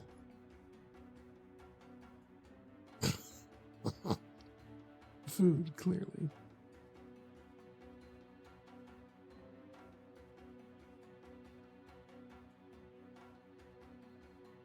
Oh. I would like to see the 3 generations from now what the world will look like, because I have a feeling it's going to be vastly different from this one. I hope so, because if it's not, then that's it's going to be something. We've kind of failed. I imagine it's going to be something similar to iRobot, and I'm sad. I'm going to miss it. The thing is, like, it's not going to be exactly that, but there's going to be robots doing more stuff. Did you see the Robo Horse? No. Kawasaki's put a concept out for. Oh, do I need it? Probably not. I think I might need it. No, because it doesn't look horse-like, but they call it a Robo Horse. Is it like the Robo Dogs that aren't really dog? This thing. Kawasaki has. This is the concept for this this. That is all CG. This is CG, but they have a full thing working for it. Okay, let me see. But what I don't think they have it fully. I'm guessing the software is still in the works. That's not what I'm on. I want to find it's probably this one. No, that's some other place. Where's the actual official videos of this stuff, or is it just like random whatever? I don't know where the official one is, but yeah, it's a lot of it is CG stuff. But It kind of looks more like kind of a beefy dog. Why is it hydrogen powered? Probably for power, or they might be able to put more energy density into a smaller amount of something. Guess. And batteries are heavy, so if you're going to be out like say for 2 hours, the thing's not going to last very long without something. But you have to put like a whole electric generator inside of it too, on top of the motors that power it. Yeah, well then, and if you like it dies, you have to pull out your little solar panels and then wait about 7 days. Yeah. Quadrupedal bike. I mean, it's neat, but it's novel. How much do you think that thing would cost? Oh, that? In like its prototype stage? That's a small fortune. Well, not in the prototype stage, even in mass production. Because do you know how much Spot costs? The dog one? Yeah, from Boston Dynamics. Boston Dynamics. I'm going to guess something like that would probably be in the $200,000 range. I believe Spot is like 300. Really? And you're working off similar things. So, and that probably is even be more sophisticated. Yeah, but we just got to wait for them to go on AliExpress and then we can get one for $50. No, it's a fancy toy, yeah. But if you're going to just use this thing to go wandering out in the wild for that cost, that means that you have way too much money. So it's a neat thing, but the only people that would ever get that are nobody like anybody here. It is a different class of human. Michael spent his entire life savings for a robotic pony. He only asked for one thing, and you just see like robot derpy walk by. Like, yes. He puts well, you could get your own skins for it. Yeah. Like make it look like this. This copyright. No, I will give you $5 extra. Let's make it look like this. Make it look like this horse. And I wanted to be able to say like I love you and give me boops. Yes, well, if it has its own internal LLM, doesn't need to and be then it just has complimented. half the battery life, you're like, that's fine. No, you just keep it plugged into the wall. Yes, and it must love me. Just, Mike, why is the electric bill skyrocketed 500%? Don't worry about it. It's probably a fan that's being left on. You should just hear the horse in the corner of the room hum. Just, Yeah, you could. I can see you, Michael. You're over there, and you're like, "Derpy, do you love me?" And you see the lights dim, and it's like, yes. Well, next to it catches fire. Yes, you can, Just so warm. it's like the scene from Christmas Vacation, where you can see they're flipping the switch for the backup nuclear power. Like, just so you can ask Keep it this questions. pony running. Very important. How much would AZG charge for a pony fursuit for a robot pony? If you didn't supply the robot and it was just a skin over it, probably not much. But yeah, the thing is neat, but the cost. No, it's not for your. No, it's That's not. just rich people hobbies. Because there's some things where if people are really into hiking or whatever, there's certain like prosumer things that people would put money into. Like if you do ATVs, somebody might spend 3 times as much on a super ATV because it's their big thing. That's not 3 times as much. This is looking into like multiple zeros more than some things. Yeah, I So- like the little dog robots. I think the only practical application was kind of to use them for supply deliveries. But I For feel like- Spot? Yeah. Spot has a lot of uses. But I feel like a drone could do all those things easier and cheaper. Somebody put a gun on Spot. I think it was Put a gun on breaking terms drone. and conditions, but and it would be better. no, To fly. the Spot stuff, there's for emergencies, being able to get somewhere during an emergency, during like say an earthquake that a person might not be able to get to safely because it's on an uneven surface and it might collapse. If only there was something that could fly. Well, I Yeah. know, but you'd still need to be able to like move things and get video down underneath and stuff, and maybe bring supply. Yeah, so flying is too, but what if visibility is low because of like smoke and stuff? They can do what's called a LiDAR. Even then, there's still times where you need something on the ground. not just something flying. Mhm. And you know, during an emergency, you also don't want to have loud flying objects because that might annoy the neighbors. As opposed to a robotic dog. It's quiet. Barreling through the street. I think I'd be more terrified of the robotic dog than any also drone. you can't have drones flying and dancing. Fucking dance. That's a fair point. Engineers, unfortunately, making it love you is currently not within our technological means, but we can make it barely tolerate you. That sounds like Michael and Equestria. There we go. Yeah, I feel like if I was good, they would tolerate my presence to a point. Then I think back when they saw a zebra for the first time in the entire town, like went into lockdown mode. The fear that they might have to like talk to the zebra. Wait, the zebra? Zakora. What? Why'd you get into Zakora? Because the ponies don't like different things. Oh, At the start of the series, they are crazy races. they stop? Kinda. Because I mean, as soon as they made that like school for friendship, they basically showed that there were still some pretty heavy races. Oh yeah, like the very last episode, there was a fight between the races, so we had a fought equestrian moment with the Pegasi closing off the skies, which was kind of cool. There's Did that. Equestria has some crazy xenophobia. Oh yeah. Well, that's like the whole premise to why things fell apart later. Hell, even amongst G5. ponies, like Yeah. just because of the whole like Pegasus, Earth Pony, Unicorn. yeah Pony. the what do they call it the oh that's the bit of broken ground there. Which is The 3 tribes. And that was the thing with the founding of Equestria, is that it was a pretty big undertaking because the different races didn't really get along very well before that. Celestia changed that kind of, but it was still tenuous. And as soon as she was gone, 300 years later, I think they said they fell apart again. Twilight could not keep that shit together. Jesus. It failed. There's really no doubt about it.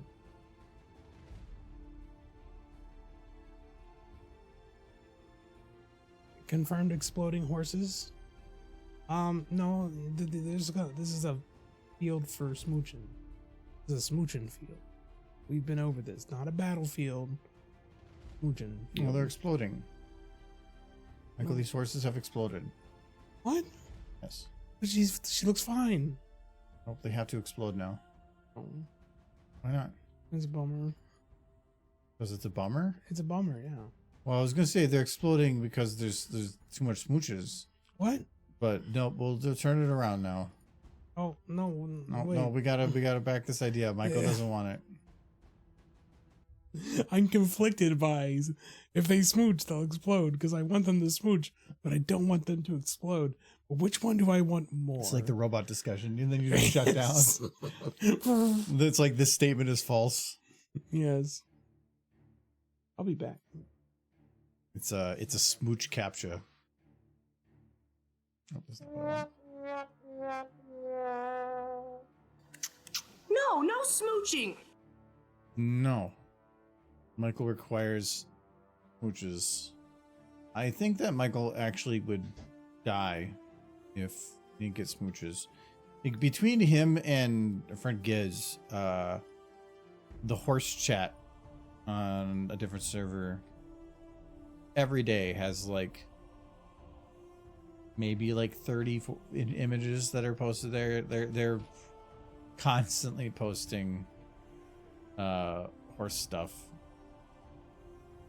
But we actually have a Michael chat that's specifically for the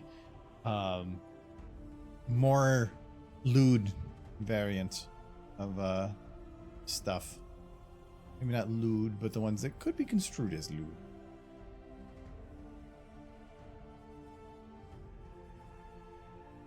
Is Michael giving you a chicken egg? He is confused. He did get a pin too. Like I remember when the chickens popped up, he's like, what is it now? And then when he opened the pin, he was like kind of consigned to like this is my life now. And he was just kind of like, oh, whatever. No one keeps sending him stuff. Okay.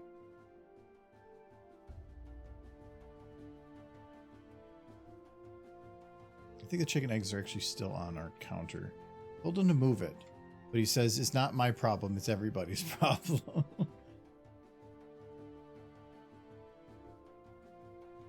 This angle, I'm not really liking how dark those are. I'm wondering if that is partially because of the lighting.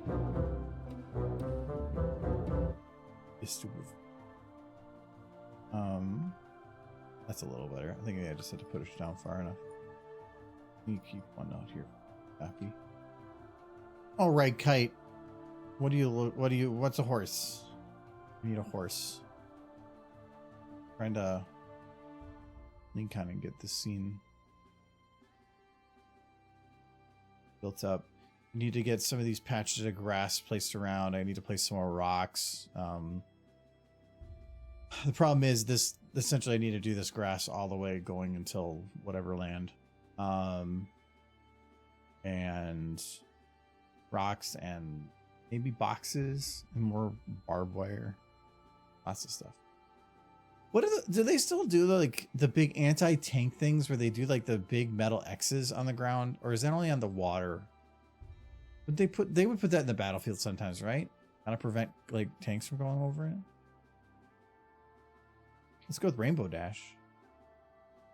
All right. I'm gonna open this file in a bit.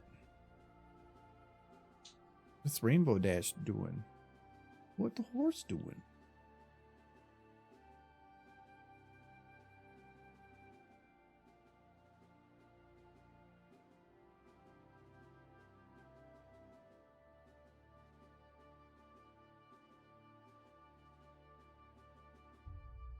Oh, there's a new Tron movie because I just saw that thing pop up.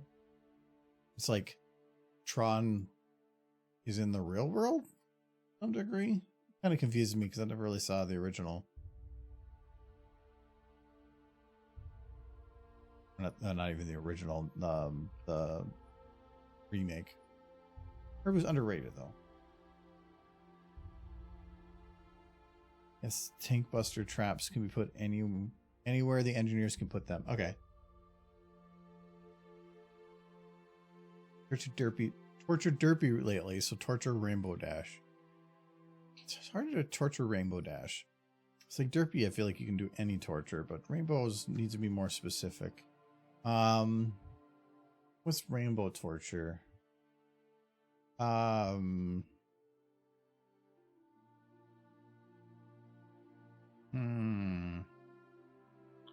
Ares is the next movie. Yeah, I saw the trailer for it. It looked neat. It's just weird. Like, how does it work having everything in real life? I probably just need to know more about the original story. What's the Rainbow Dash could be tortured by? I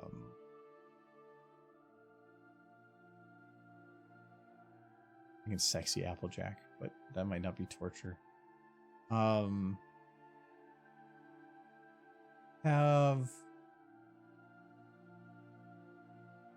don't think what's something Rainbow really likes. Book.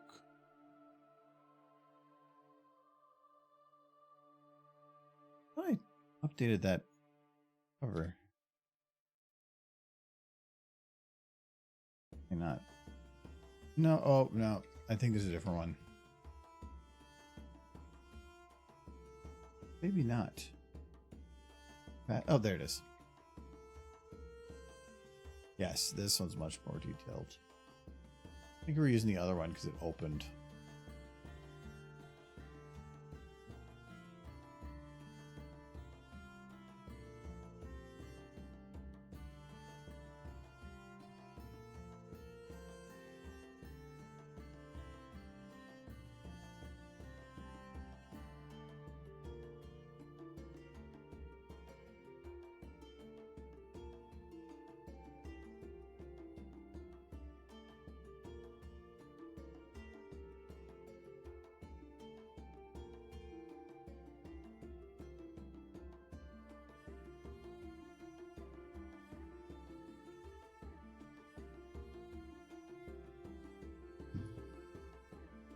I returned her books.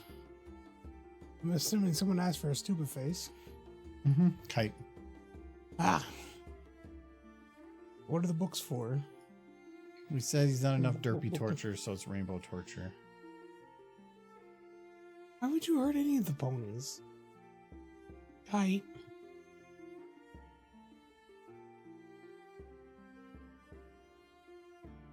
What are you doing to Rainbow? She wants those books.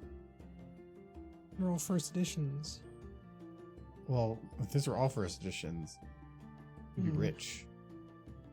I don't know. Printer made a lot of them. Yeah, they printed an unlimited number of first editions. Well, if they never stopped printing the first edition, then no. Well, that means it's not worth anything. Yes.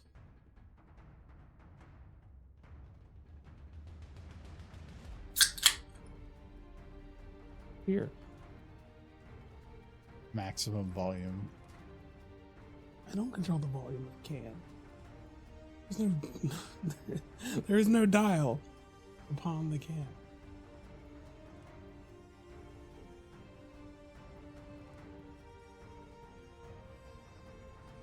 Well, you want them to burn Tank?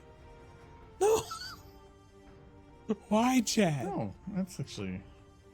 No, don't burn her turtle. But I'm not hurting Rainbow. Don't burn her turtle. There are things worse than death for Rainbow. That's got to be one. It's of them. okay. She'll just do domestic terrorism and It's she'll like be okay. her child. No, she'll just go and like start like some country on fire. She probably would. I said this place, everything burned to the ground because somebody hurt her turtle. There, burn that tank. He deserves it.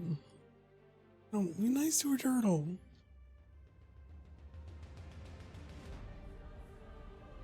Loves that turtle. And have her hug that turtle. Her likes being hugged and she likes hugging it. On its back. Needs help.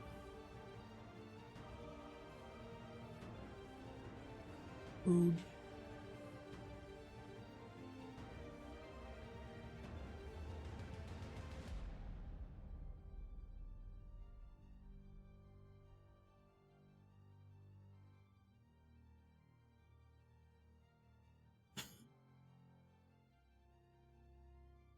Little turtle feet.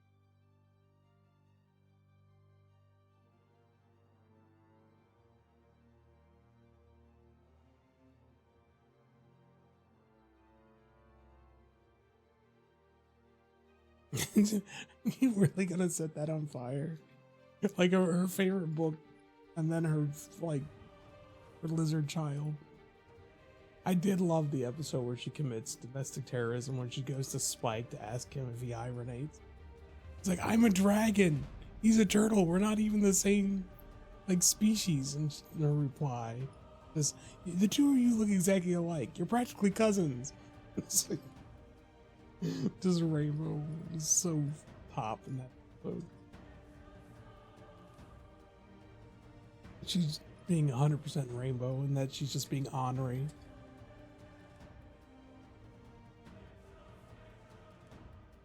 Poor turtle.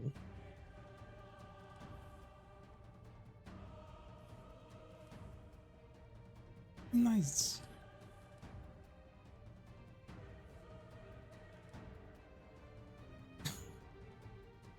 I don't like what's happening. I'm not doing anything yet. Yeah.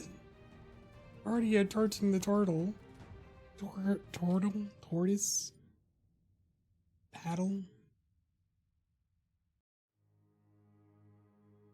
If the internet only knew the level to which you are a monster. I'm only doing what other people ask of me. Seems like an excuse. She's looking at her turtle like, silly turtle.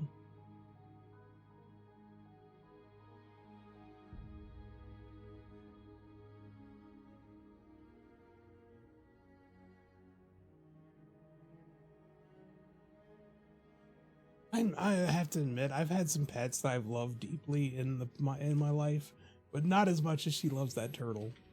I don't think I would destroy entire like factories because my pet is gonna go like sleep for a bit, and I don't want him to. Okay. No, that's I don't like what that says. Hmm? I don't like what that says. You stop this.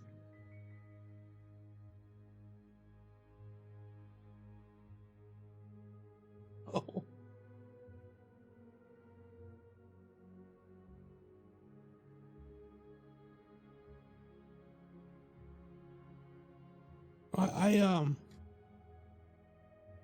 I'd say I've never had a turtle pet, but that's not 100% true.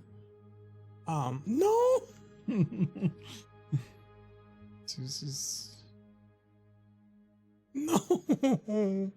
Our poor turtle. She's just watching him burn.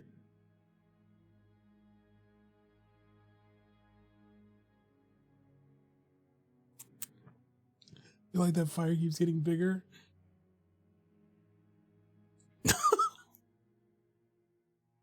He's a monster. Just toss Scootaloo on there for good measure.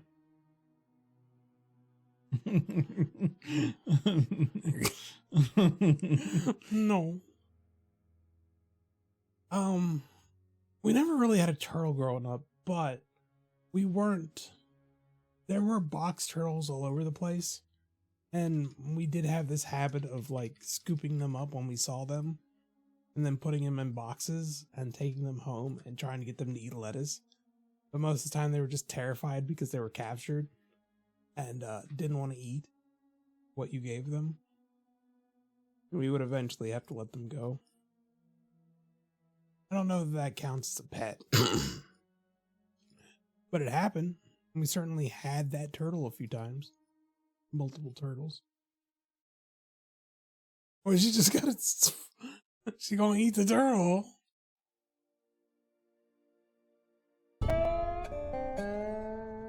Apples, apples, Rainbow apples. Dash in need. Oh, I gotta do a voice. Apples, apples. Of course. It's like, my hat. Wait, hold on. Okay. If you're doing Rainbow I Dash, gotta do Rainbow Dash. Like, like, turtle soup for Rainbow Dash tonight. I always wanted to try a little bit of they told me to eat more greens, and this is what I assumed they meant. Delicious turtle. Delicious, stupid, delectable turtle. see, you're like, oh, I don't like this. Well, I had to do it because they made me. They told her to eat more greens, and this is what she thought they meant. Clearly. Oh no. Here we go. This is what she's on turtle love. And I'll fry, and I'll fry. I will keep you by my side, so I will not be alone. And I'll fly until the end of the sky. So I'll be the one who doesn't have to say goodbye. There you go. I feel like she wanted to keep him warm so he wouldn't hibernate.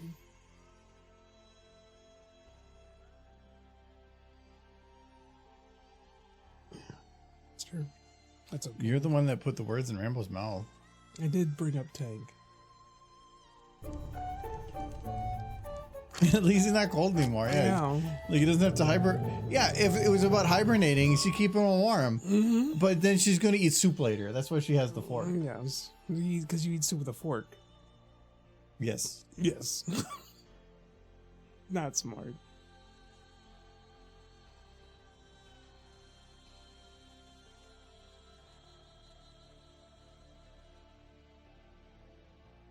Yes, hello, by the way. Welcome to the stream. You got to see the turtle be on fire. Why you hurt the dirt? I heard the dirt. I like that phrase. Why you hurt the dirt? Why is the fire still going? Burns for all of us. Interesting. It was visible, but the group wasn't, and I think that might be a glitch in SFM. It's particles can still play. Actually, I'm curious. So if I start, Could there be? Could there be?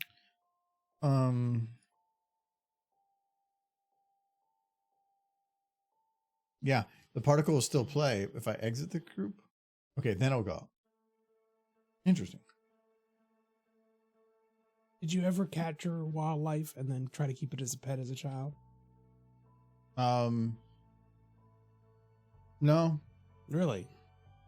Well, some all kids did. Maybe you just Well, didn't go see, outside I was not from an evil family. No, you just like chipmunks, turtles, other various fuzzy No. animals. A mouse, maybe. Most they ever did is like sometimes in the like egress, it wasn't really an egress window, but it was like one of the egress like dropped down by the windows by the house, like frogs would get stuck in there, and they like pull it out and play with it, whatever, but they didn't really nobody kept anything that I'm aware of. I need to go use the rest of them though. Go back on one second. Okay. Don't. Of course not. Definitely don't fuck with things. Should have left that pony over there. Smooching pony.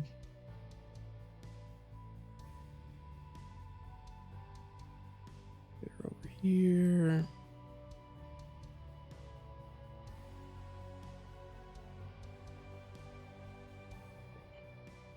Got that horse there. And then No, no smooching. undo that.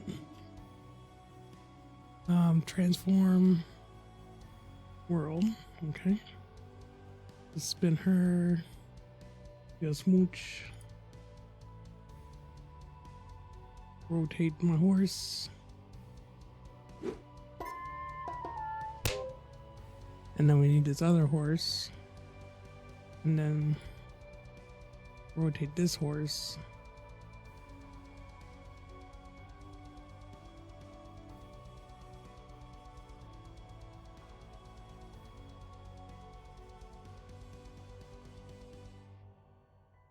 And I think that's some pretty good smooching.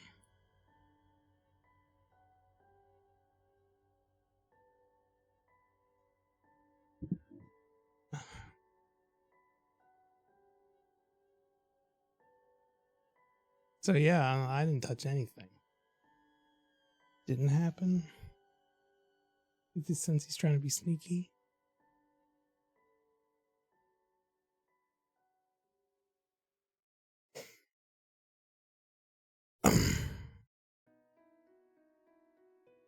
It's not kissing. It's a tongue grappling contest. Yeah, I know. That works.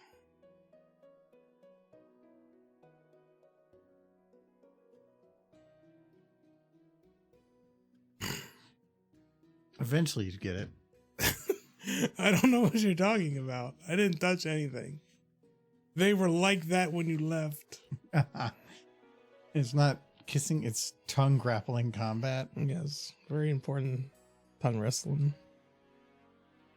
What is this? It's smooching. Smooching looks like you wouldn't know. There it is again.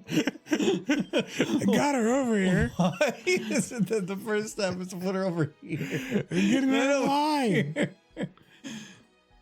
Michael, You you travel. just do this. Yeah, but I have to hold down that extra button. So you do this. Oh no, you're doing this. Then this. Then this. Essentially, yes. This. Ah. I can replicate. Yeah, see, you're learning. I may have figured proper. out how Michael works. All's fair in love and war. True.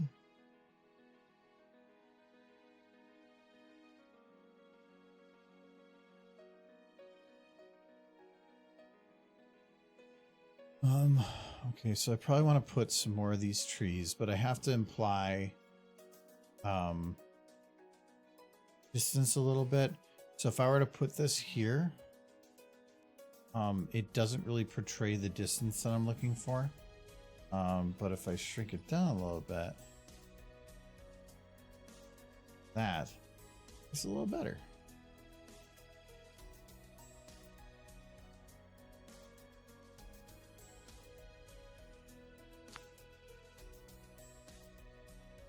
It also means technically I should be putting at least on, so spread out a little bit more, on this hill over here there probably should be some type of tree or something, and I'm missing some lights. There we go. To provide that extra distance. Otherwise, right now, there's nothing really showing distance going into the infinite. There's hills, but there's not trees. But you have like a broken down card or something. That's going to be more up front. I'm thinking about in the very, very background right now. But the problem is the further you go back, the more things have to be there, because even if trees are going to be, say, even broken up this much, back here, that could be a section this big. Because they already would have had skywagons and stuff. Yeah, again, I'm not thinking about that. Okay. I said I'm doing the background, the very background, the far background. If I put a skywagon back there, it'd be like a pixel. No. But there's often skybox groups of trees where they'll have like this. Those are full trees. I'm not seeing. It's like swamp trees. Because you get ones like this. These ones are a little broken because of the volumetrics, but they're just trees that are meant to be in the far background. So like they're not even real, they're just like flat textures. But that alpha is being destroyed by the volumetrics. I know there's a way to fix. Wait, no, that's not volumetrics.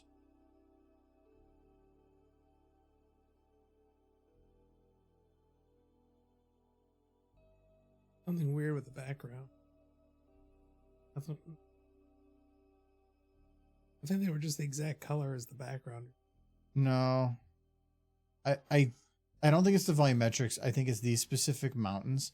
Something with them, a property that's on them, is causing these trees to disappear behind the mountain. Means that if I were to get these things closer, they would just literally disappear into there. So I might not be able to use. I might have to use, like, even if it's just this tree, I'll have to put that back there. But the problem is I'm gonna have to put so many, because however big this tree is, it's gonna be basically, I would say, well, maybe not this one specifically, but Sunset, are you trying to blame your burnt pizza on the smooching horses? We're like, so like I can't look away from these smooching horses. Pizza is a little overdone. I got distracted by the one-on-one tongue combat. Wait, were you pulling the pizza out of the oven and then you heard there was tongue combat and then you're like, just ran back to the computer. Ran back like, oh, I need to be here for tongue. Well, yeah, that's what everybody's here for. They're just waiting for you to make the ponies do tongue combat. Tongue on tongue combat. Yeah. That's what we're going to call it from now on. It figures it.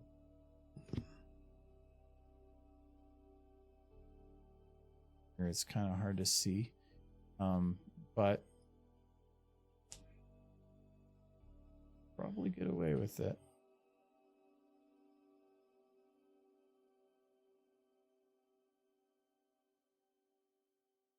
I'll go.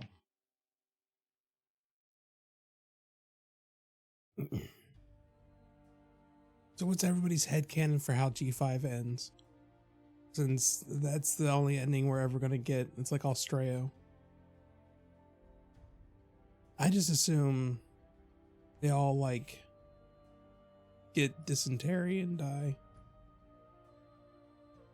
Like this, the all of Equestria is wiped out of existence. The disease finishes them off.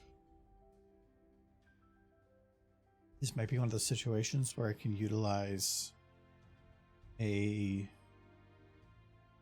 Oh no, I thought I could utilize a particle and do lock to ground. Problem is, these are not ground objects. These are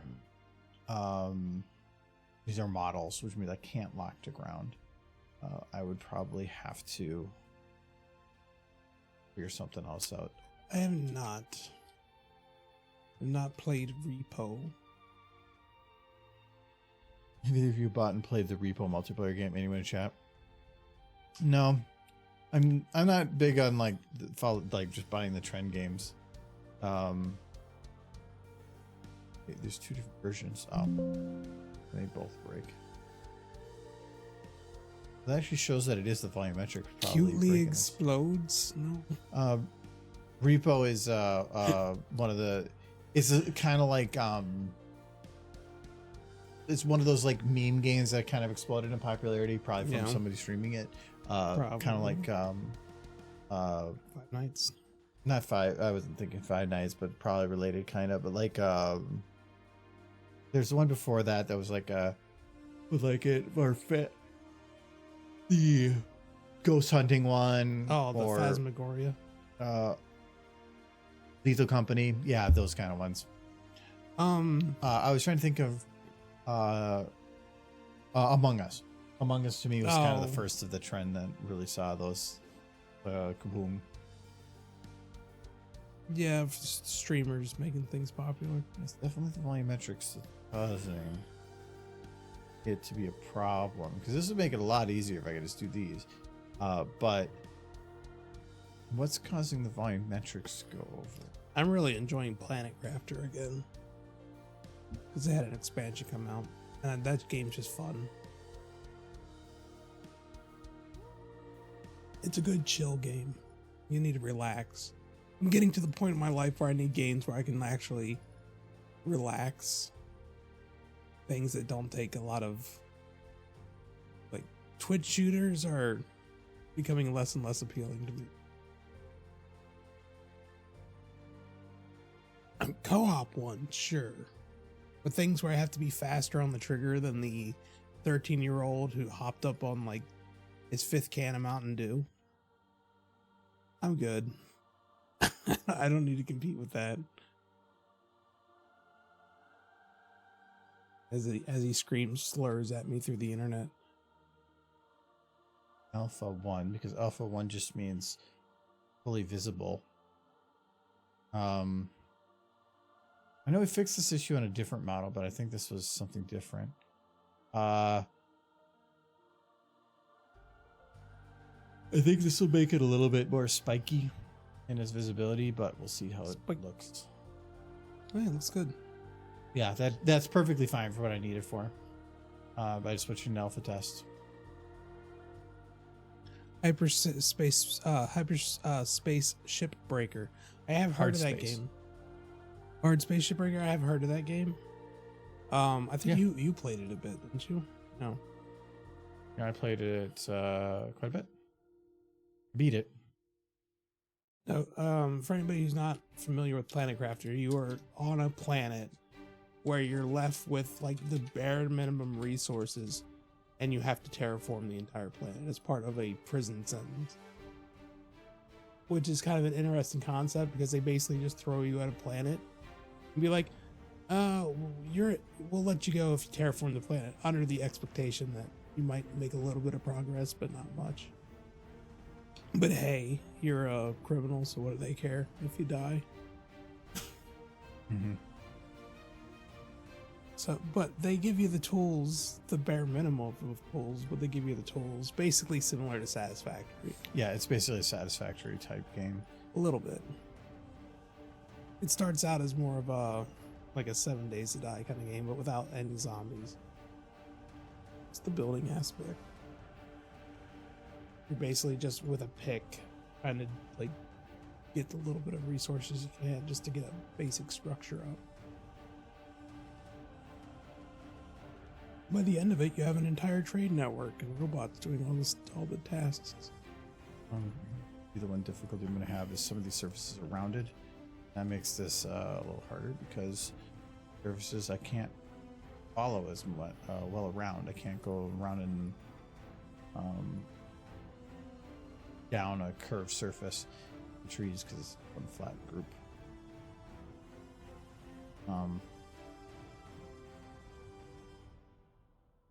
Essentially, it'd be kind of like that. Right now, it looks very evenly spaced because I'd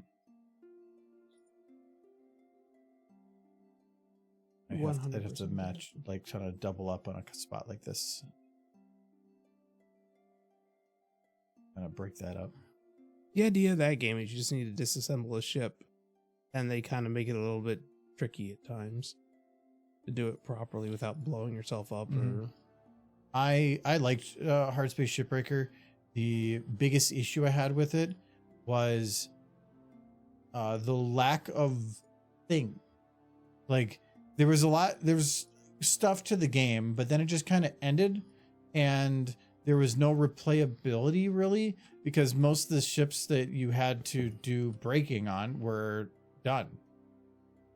You did everything. So like yeah, it felt like that would be a game easily available for modding or having extra content for, and then there was nothing. So was there not like a proper ending to the game? The proper ending of the game is you just get your money. Oh. The money to get out, and it's a little more complicated than that, but for the most part, yeah, it's just you're there because you wanted to make money, but in essence you have to, you're actually, again, For All Mankind kind of played into that a little bit. You're there, but everything that got you there put you into so much debt that you're not even working to make money. You're just working to actually pay back the debt that you now owe. No. And so as soon as you pay off that debt, well, and there's kind of a cheater way to finish, not cheater way, I guess. There's a story element that lets you finish it quicker than it definitely makes it look like you're going to. But really, even if you just finish it like the normal way, it wouldn't be that much longer. Yeah, I think I 100% of that as well. It wasn't even hard to 100%. No, I didn't. Some of these are pretty easy. Receive fire damage. Do they add more content to this? Oh no. I can see the achievement hunter gears starting to turn. If they made more content, it'd be a little more interesting, but no. Sales, no. 1 year anniversary, no. How did I not get set on fire? Not updated achievements. Maybe I got them all at that point. I would explain more about Planet Crafter, but I don't want to spoil it. There's a story element to Workshop. it. So it's such a good game for potential. They created basically something that would allow almost infinite potential, and then they just didn't. I feel like they could have definitely added so much to that game, or given people the opportunity to do so much for that game, but they didn't. I mean, sure, it's moddable, but you have to really know what you're doing. Yeah, Workshop is where people would really get into it. Like any game is moddable. It maybe is, but it's not the same. The simplicity of Workshop is there. Yeah.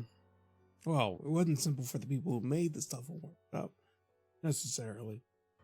Any mod's not simple compared to the general user.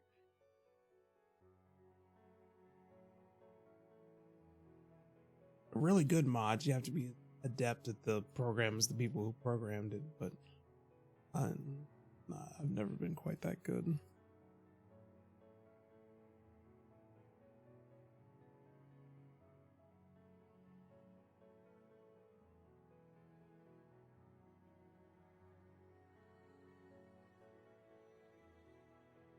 Yeah, some people go crazy with the mods.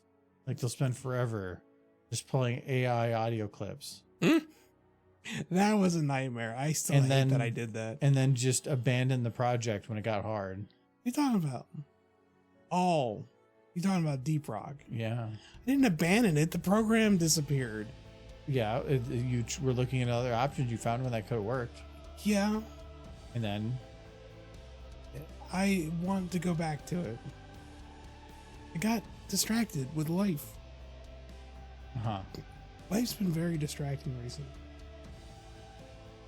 Kind of want my job to fire me so I can just work on personal projects for a while. Michael, What? you wouldn't. Wouldn't what? I wouldn't sit around the house all day playing card games, I'll tell you that. Wow. I would do stuff. I have a list of stuff I would do. Uh-huh.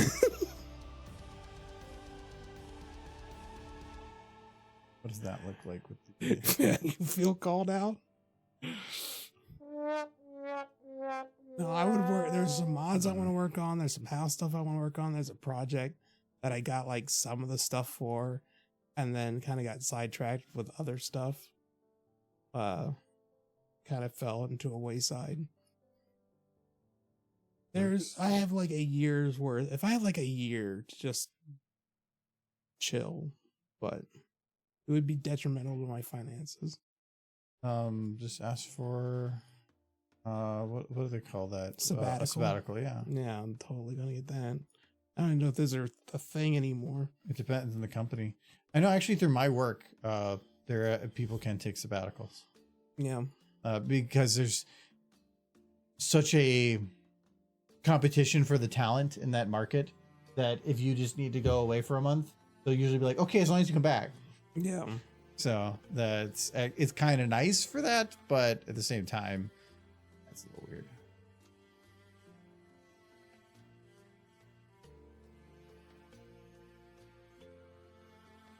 Latro. People keep bringing that game up. I like Velatro. I think it's best played on the phone though.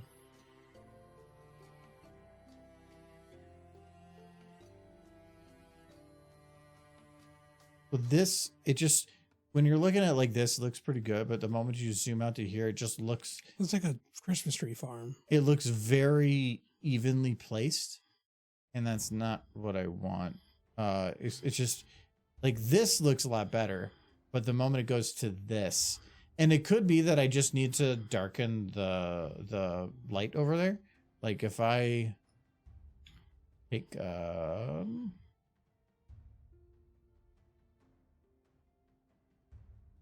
Latro is so good.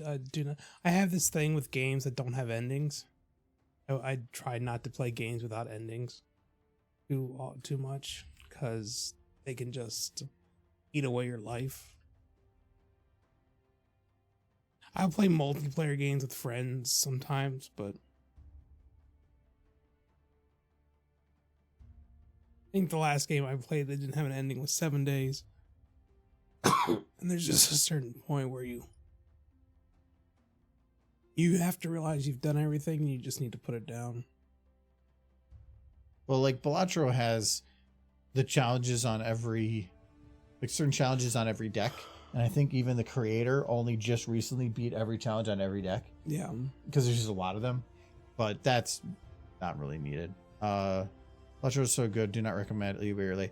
That's why I think it's better on the phone. Balatro is a great game to if you're just out somewhere and you have 5 minutes to burn. It's fun on the phone. A full run can take like half hour, 40 minutes on some, but it's such a just perfect game for that purpose. I wouldn't just sit on my computer and play it though. I bought it on PC and I played it a bit, but then when I got it on phone, I ended up playing it a lot more.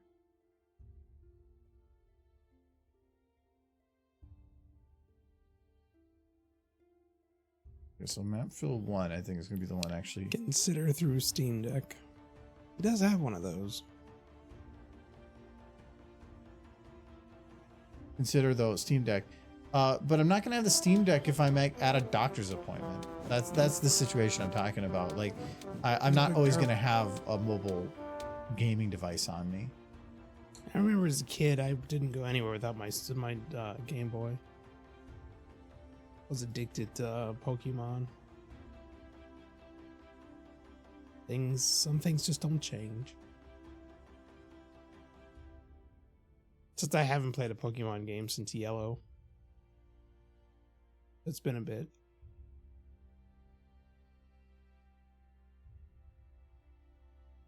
Actual volume I'm hitting that. Is it?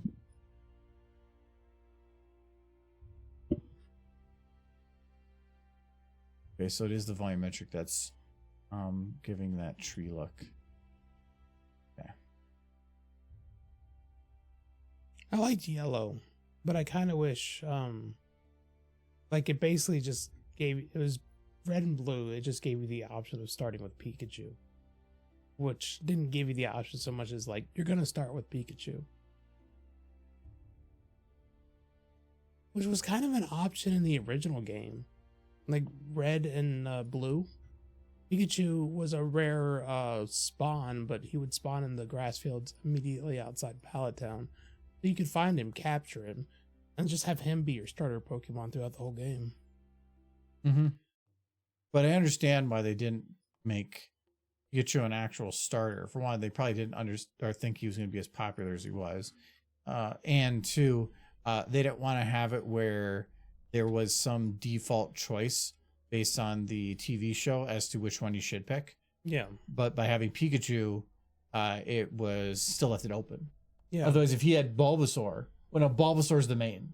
Yeah. In the game, and people would just pick him heavily. Yeah. So it's a good thing he didn't. But didn't the rival have? He would just get one that you didn't. No, in the TV show. I think he Red or Gary. Yeah, no, Gary's is the prophet. Gary, yeah, he's the rival. Yeah, okay. But what did he have as his starter? Oh, it was like Charmander. Because he just picked one of the.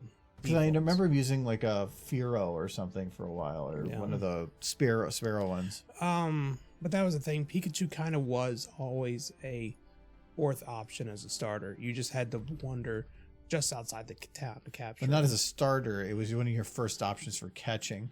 Yeah. You could replace it as a starter. There's probably people that did. Yeah, because having an electric type is pretty good. Just as valid as any of the other type.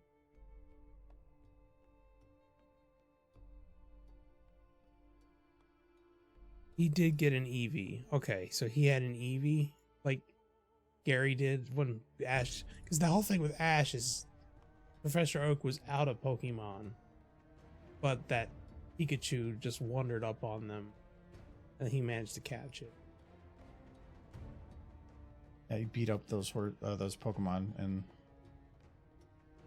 because he did capture Pikachu in a Pokeball, if I remember, but then Pikachu would just never go back in the Pokeball after he was initially captured. Well, they couldn't put Pikachu back in because then it's not screen time for Pikachu. Yeah, it wasn't in his Pikachu contract. show. I do kind of wish every Pokemon game would start with just a kid and a baseball bat and a Pokeball. Like, go out there and get your starter Pokemon. It's like, well, how do I capture it? Here, it's aluminum. But you're lucky. We had to use wooden bats back in my day. Better for the environment. Yes. Go beat a Pikachu to near death and then use this ball on it.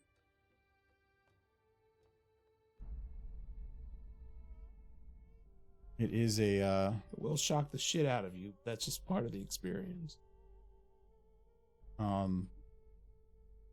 That the Pokemon series must have raised a whole collection of children that grew up to have dog fighting and chicken fighting rings. Yeah.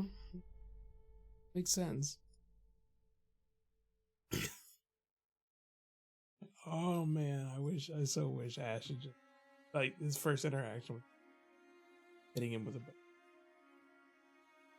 That would have created a very different tone throughout the rest of the series.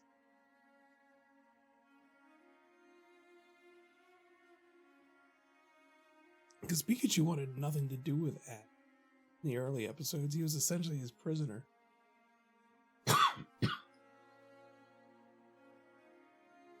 Seem to recall Ash having to drag Pikachu behind him, rope, something.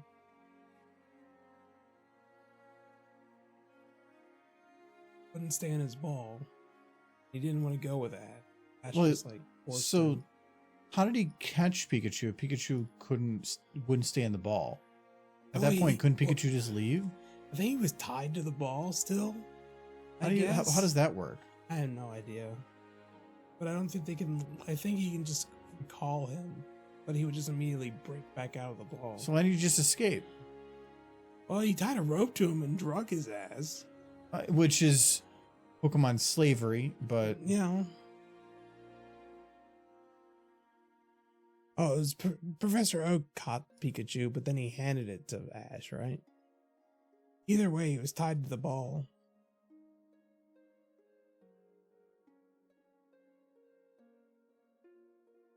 Yeah, he got out of the ball when he was chosen by Ash and never went back in. Yeah, that's how I vaguely remembered. I forgot Oak was actually the one who caught him.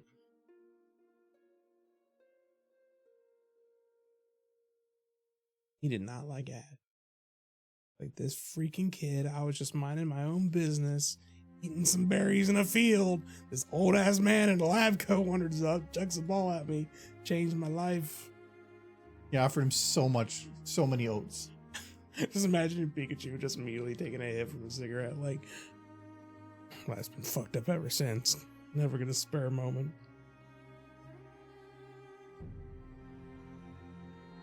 Try getting away from the kid. But he tied me up, threw me across the field. Poke abuse. Mm-hmm.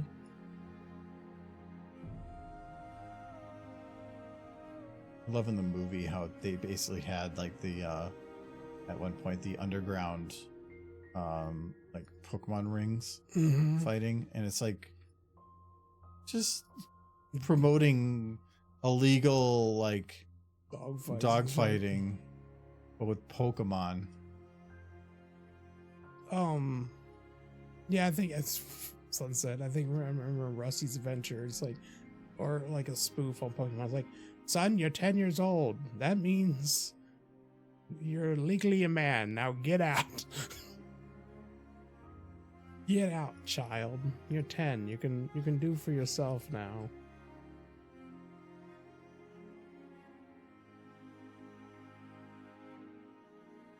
Can't imagine a better world than a bunch of 10-year-olds with like weapons grade animals just running around battling them on every given path on any given day. What could possibly go wrong? A society is It's what leveled. Nintendo wanted.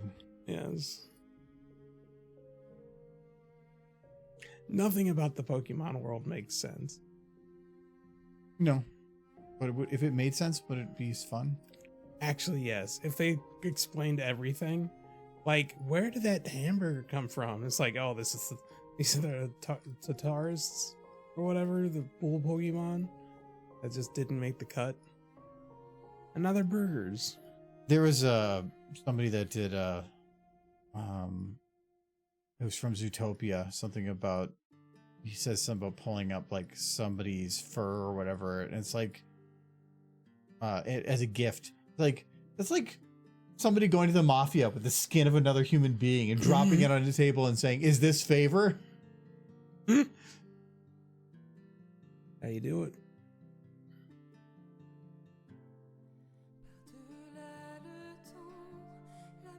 I'm thinking once I get all these kind of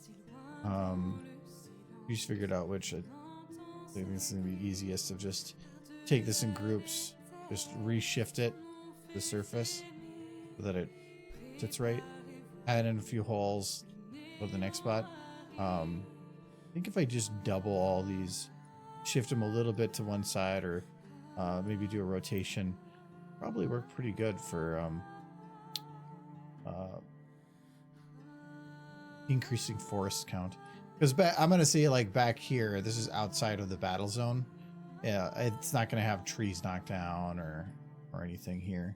Or maybe this was a field. I'm guessing they're not going to want to fight combat in a forest. Well, the forest at this point is leveled around the fighting area. Yeah. Well, I don't think they state such. It's just a very, they state it's a very long fought fight that was really ugly. You have to imagine artillery was basically World War One. Heck. With power armor at some point. Yeah, down the road.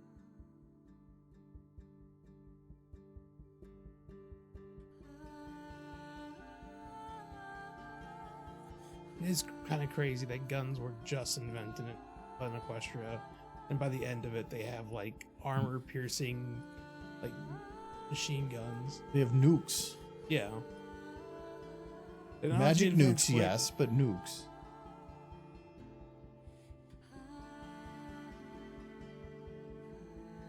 That's not too bad. This I might be able to leave empty, because a forest is going to have clearing spots. So like, I can't just put even forest. There's going to be some spots that are just cleared a little bit. That actually kind of works there. I think the only thing I don't like is that the tree line here, not enough that go above the mountaintop.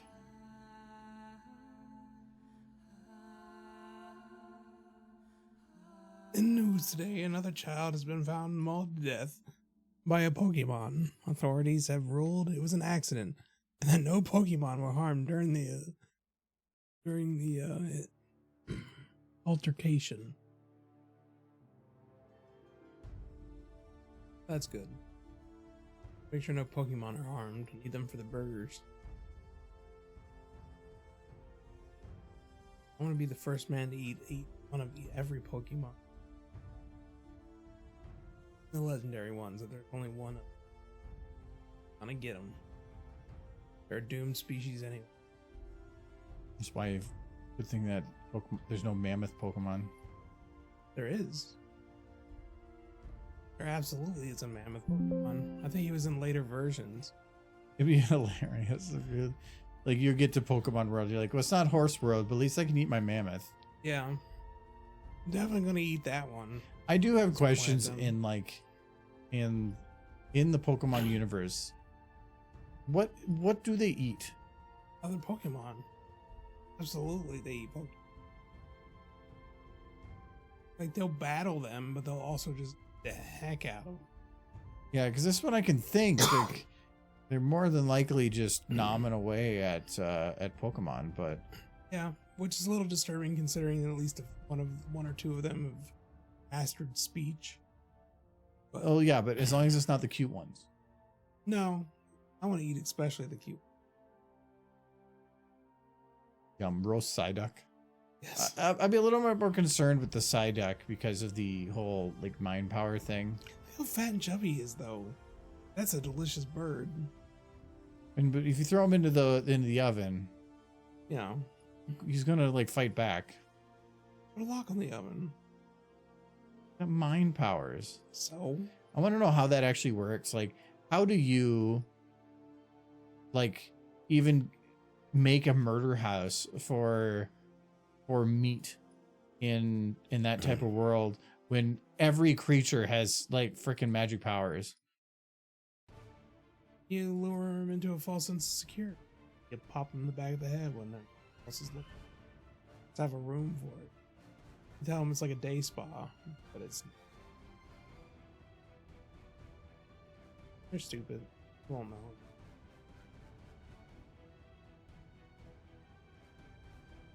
But the mass production and genetic modifications, because that's to ensure that there's enough food. That's their breeding centers, man. Is that Poke Centers? No, this is where you just take Pokemon to breed them with Dittos all day. Oh, Yeah. Definitely Dittos are like the baby factory Pokemon. Dittos are getting so much action. They are. Anybody here who knows Pokemon knows Dittos get all the action. Just Ditto meat.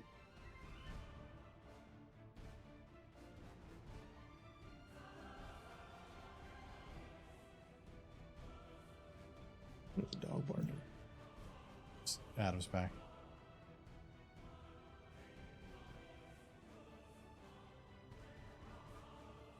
It's true though, Sir Edward. This is a fact.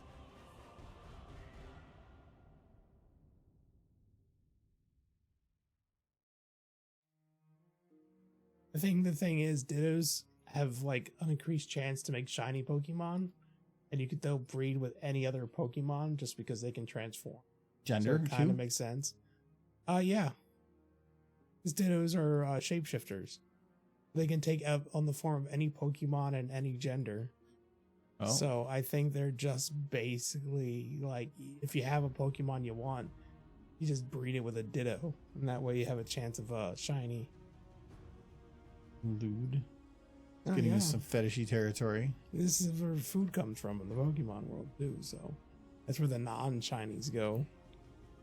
The burgers. It's, When you delete a Pokemon from your inventory in a Pokemon game, straight to the burger factory. That makes sense. Yeah. And hey, They actually, that wasn't that in Pokemon Go. Because you could turn your Pokemon into candy. yeah. Remember seeing many jokes about that. Into the Philly grinder you go. No, like, Pokemon are absolutely food in the Pokemon world. You either win battles or you become burger. In battle or become burger. Yes. Like a horse who can't race anymore. Just becomes glue. It's the circle of life. Moves us all.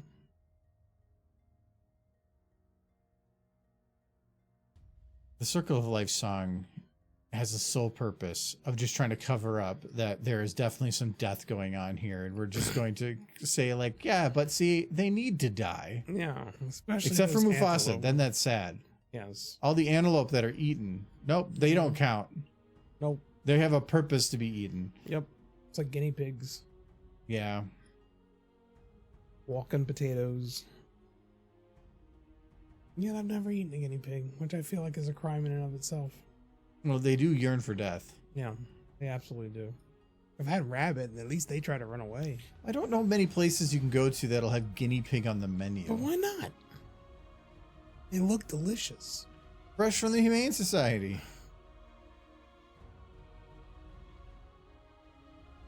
I have to imagine. I mean, they look like they got a lot of meat on them. No. Lead is hay.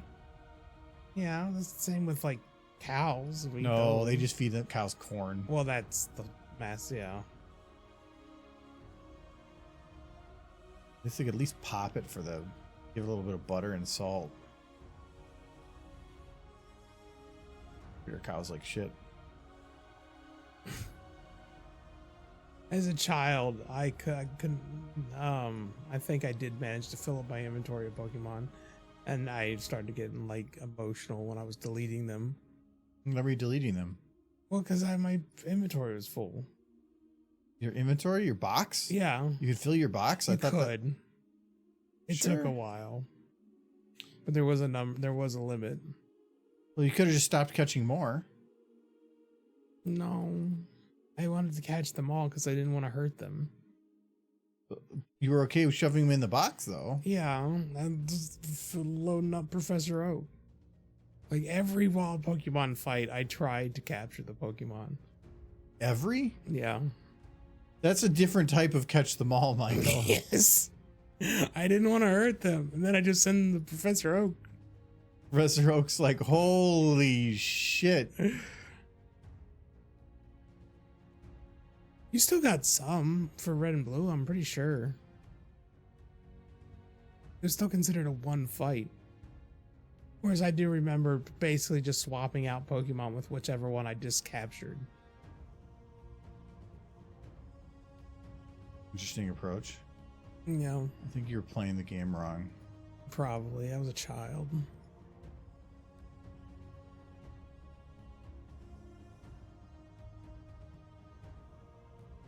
I just very much remember filling up that inventory, not realizing you could fill it up.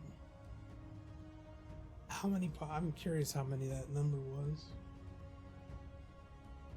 If you caught every single one, yeah, you're gonna fill it up.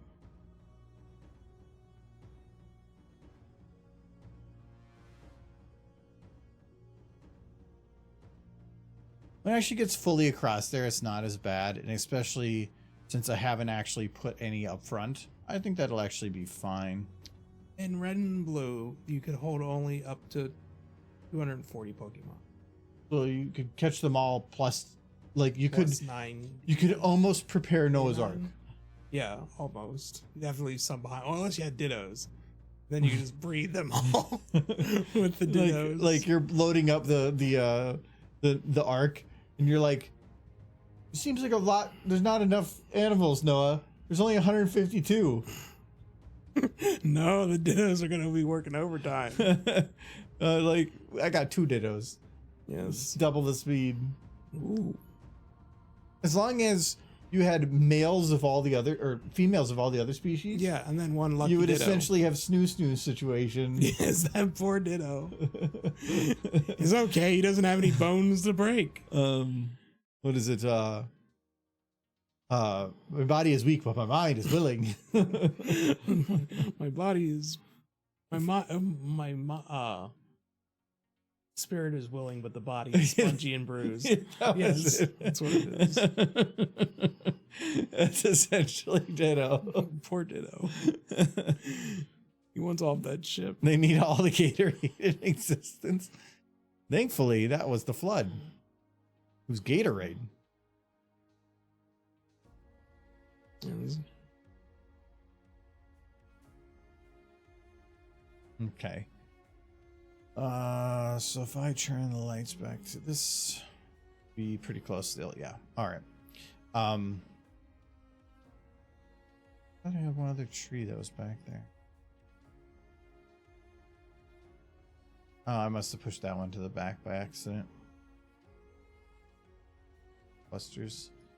Move this on temporarily so we can work our trees around here.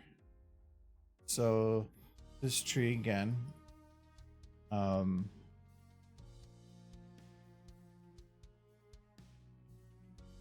That scalar. And I do have to remember to give these things just a little gentle rotate. I don't want to have them be looking the exact same. If I drag the same one over and over and over again, you're going to very quickly see that it's just the same tree.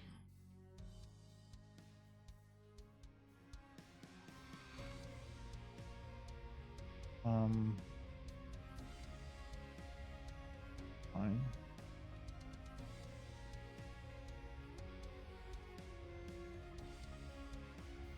Maybe small.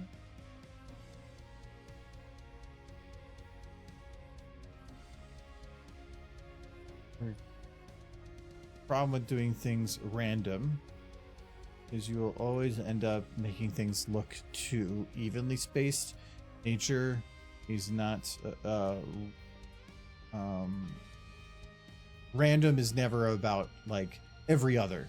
That's not random. That's just as different of an order as having it all in an order like together. So the idea is you got to space everything out, but you can't make it look too can make it look too random, too thought out random.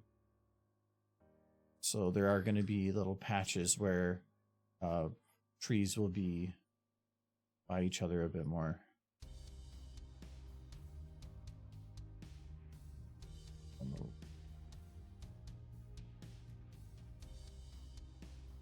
That work. I don't want to have just the same tree over and over again. What's this one? The different tree. I don't think I want to put anything that close.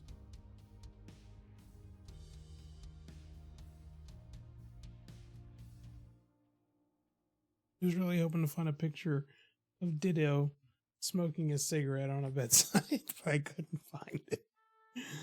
Bummed. You think it would have fun with it until it's like a year later and 80 babies. Depends. You didn't gotta take care of the babies. It's a ball of mush. Can't do nothing. Apparently make babies. It's all it's good for, baby making. Mm-hmm. Putting in the hours. And there was a Fallout thing too, where it was stable 69, where it was 1 man and 99 women. Was that in the actual game? It's part of the lore, yeah. And they actually made it stable 69. Yeah, they're stable 69. It's 1 man and 99 women in the stable. And then there's the much darker stable, which was stable 96, which was 1 woman and 99 men. Which is sustainable as long as she's popping them out real quick. Yeah, and then basically should be traded like a commodity and fought over. Or one guy properly hydrated with Mountain Dew could he could keep up as long as they're not too demanding. You better hope they're all clean. Well, I'm sure they've all had a doctor. Well, and the medication. You know, Once they're clean, no, that's fine. I'm pretty sure it's vanilla Fallout. Let me verify that I'm not just crazy. I said stable, but I meant vault.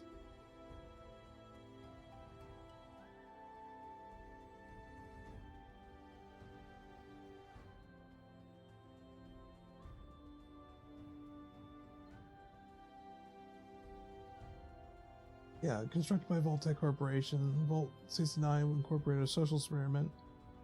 No exact details are known other than that 1,000 people were in the thing. Okay. Oh, with 1 in 999? Because if that's the case, it's like if somebody wanted to turn, they'd have to wait 3 years. Yeah, 1,000 population of the vault. Only 1 inhabitant was male. Because that'd be like if there was somebody every day with them, I thought it was 100. 3 years it would take before you got full rotation. Yeah, you have to put them on the schedule. Hopefully that there's a lot of silicon. His heart would give out. It's hard. Yes, but he'd be so happy. Yes, he would die with a smile. Oh, no, yeah. So I thought it was 100, 1,000. That's a bit much. And I think Vault 96 was the exact opposite, which would have super dark. Like, one's not great, the other one's probably far worse.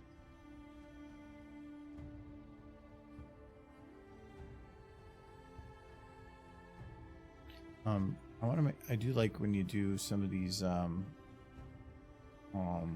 trees, put one right behind the other, because when you start having perspective changes, because I want to have the camera kind of start low and then lift here, and then like raise up, and when you have a lot of buttons, it's having the trees that can cross behind each other are the ones that really give the perspective. If you have them all just evenly spaced with even gaps, you don't really notice that as much, but having this tree here and a couple of the ones over here really help. Would there be power lines or something? Would this have been a populated area or a pass through for some populated I don't know area? if they really... There was electricity in Equestria, but I never Not saw... power lines. I don't never think. saw power lines. There was a power dam in one episode. Damn. And there was the city that was lit by lights. Once you put trees up, the background looks a lot more doable. I think it just looked weird being blank and not blank. Now that fits a lot better. I probably will have to do, where's that? There's that tree that's down. Yeah, this one. There's got to be more of those too.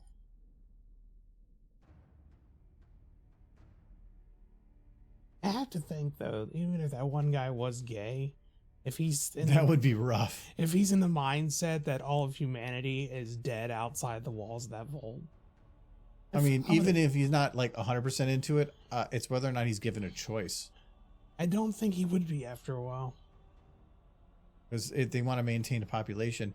And like that one guy is going to have a great time, but only for so long. Oh yeah, it's remember. It depends on how all the women are, because you'd have to, as soon as you start getting men raised Yeah. as children, and then they got to the birthing age, they would probably be with some cougars.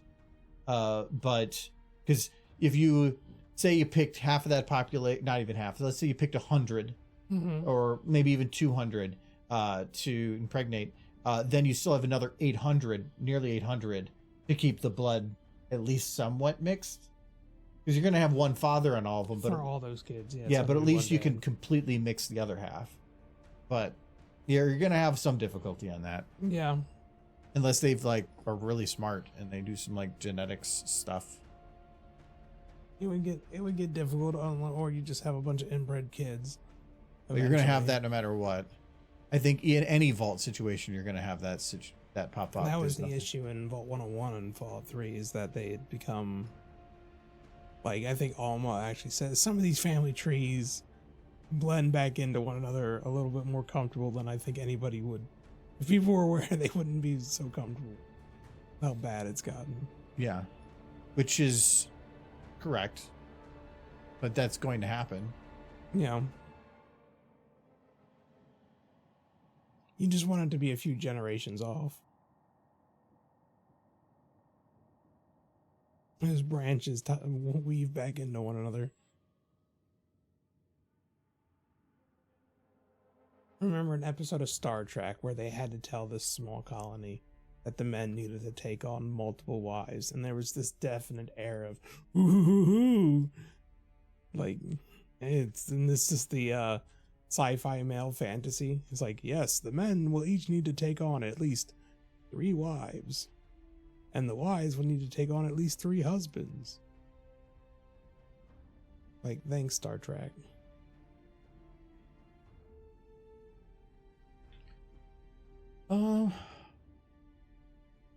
Okay, I think I can be good on trees for now.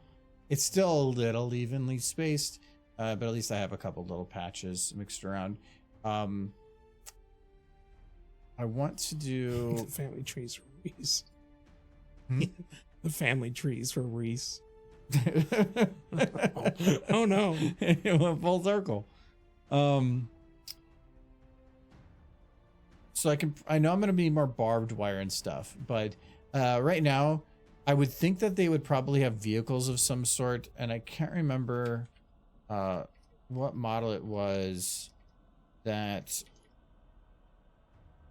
I Just be used. carts and skywagons. Using the other one, this one. Well, not that one specifically. It was these ones are really great because if it's what I think it is, yeah, it looks kind of like a worn piece of ground. Mm-hmm. And you can put it anywhere, and it literally blends with anything. So I can just put it like here, and it will just kind of blend. These are awesome. As long as the ground itself doesn't have some flipping going on. Like that. Like that's going to float a little bit back there, and that means I can't do that there. If I put it on an area that has a float, when the camera's shifting, you're going to notice that it's not quite matching up. It needs to be on the ground or very close to it. I have to find some pretty flat surfaces for this. But I want to have this as just that look of like a vehicle came through here or something. Yeah. Or it even kind of looks like that mud you were talking about. The mud? Talking about like having puddles and mud and stuff. Oh, yeah. Which,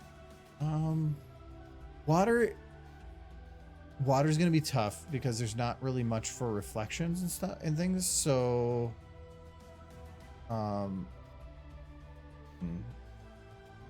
I would just leave the water out because the place where the water should be the most, if the rain recently, is in the trenches. But that would be difficult. Well, the trenches you would think would have puddles. Yeah, Even if if it it was rained. just blood or something. Horse blood. No. Yeah, that Cherry breaks it up a lot juice. more. It's just the monotony. That's what I need to make sure it gets broken up in the distance with some of these or something, because it's just going to look very samey otherwise. But I'm gonna put horses on there and stuff too. You could do a burnt out farmhouse. Something, if you really wanted to. Might be a shack.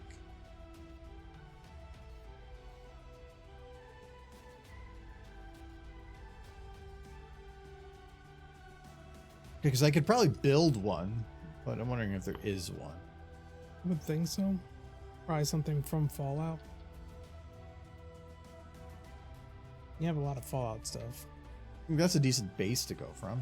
It's supposed to be a riser for like putting something over water, but I'm almost certain there's a ton of burnt out shacks and stuff in the Fallout pack. no. Well, at least not by the name of shack. But it probably is under the name of something else. And it depends. Certain buildings are going to probably be under like a map build instead. A pork nugget. You know, I always really liked your stuff. It puts a grin on my face. Can't stay long, but anyways, have a great day. Well, thank you very much. And then You have a nice. great day too. How lovely. I have new stuff coming soon, and in probably Thursday. Yep. And everybody can tell him he's not Usually dead. like putting videos out on Thursdays. Did you have to change anything? There's one thing I want to change, but I don't know if it's worth it. We're just gonna leave it. I'd have to like go in there, fix it, re-encode that whole scene, then re-encode the whole video, or re-render the video, re-encode the whole video, and then put it back up on YouTube, move all the video info over just for a small thing. Don't care enough.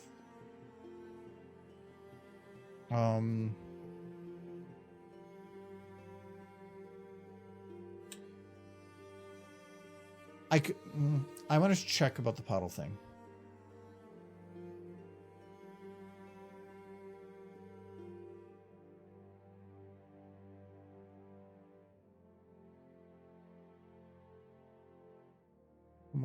Water model one. Or just 0-1. Maybe 3 circles in a row. There it is. 1, 2, 3. This is the nice thing with water is water will always settle to the lowest point. Yeah. So when you have a water model, as long as it's flat, you just slide it into the ground and yeah,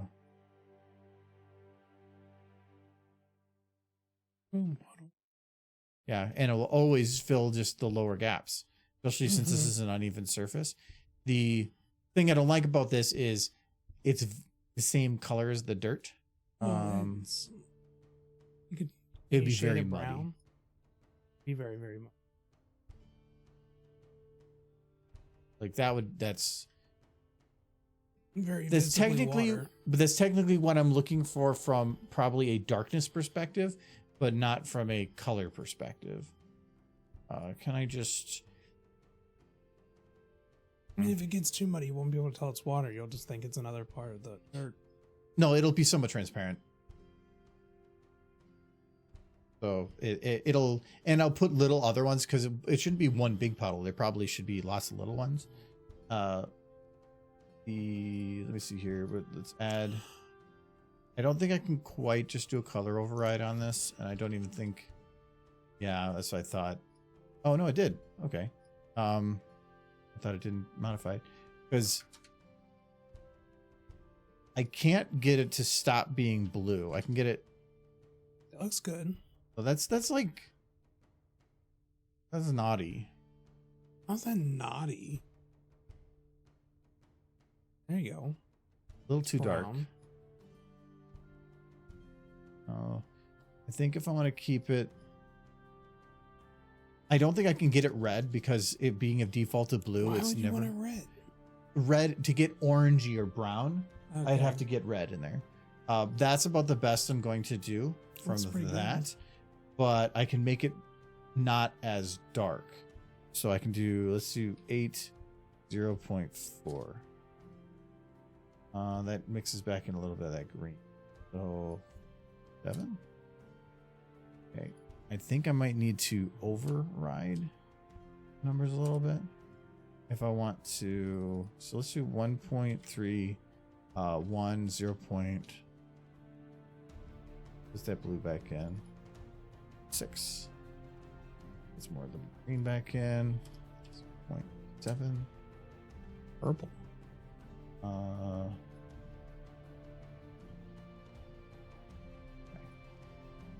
Because a little bit of blue is fine. Yeah. Though technically it should be darker in that area. Being with how it's kind of set up, I can probably do that.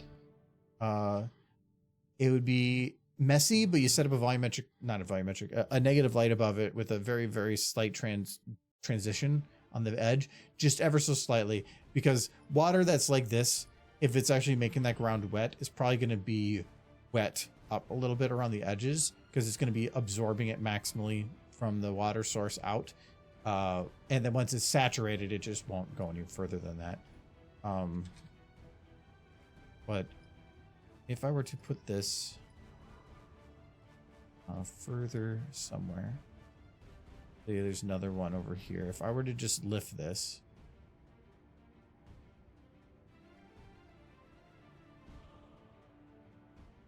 okay, so I can do other little spots.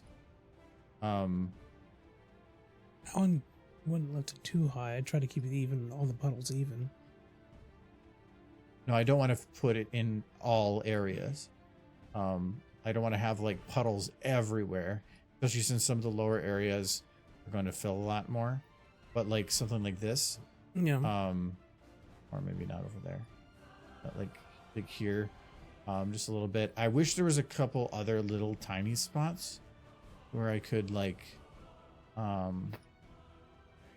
being that the water itself is uneven means that if I get this pretty close to the surface,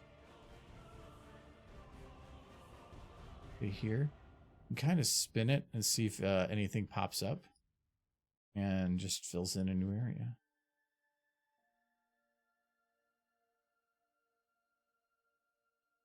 Going into that area. Here. Spin. See, like what I don't like about this right now is it feels like they're kind of evenly spaced, and that's kind of weird. I think I won't bother with that. But at least if I start down here, it gives us that sense of some water over here. I probably want to put a bit more of it like around here.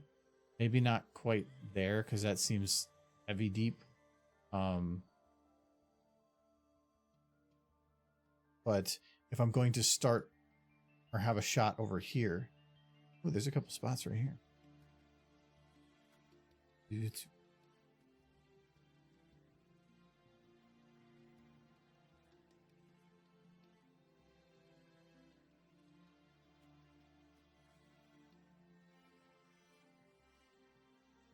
Yeah, something like that. I might bring in the dirt a little bit on none of those edges to try to make it a little different. I wish I could do much smaller other puddles, but I could maybe make that work. Because it doesn't have to all be even. Like a different spot of dirt might be a little higher and have a puddle up there, and then it's like leaking its way down. No. But if the camera starts like here, Lisa provides that. I think it might be still a little dark, but it is reflecting a dark sky. So I think I just need to use that negative light to kind of saturate the dirt a little bit.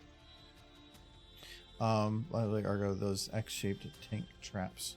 Oh, check hedgehogs, not kidding. Really? Neat. You know, actually, I might have heard that. Maybe not Czech hedgehogs, but I think I might have heard them called hedgehogs at some point. No, maybe if Czechoslovakia was the first to use them. Yeah, or something like that. Anyways, we're over time.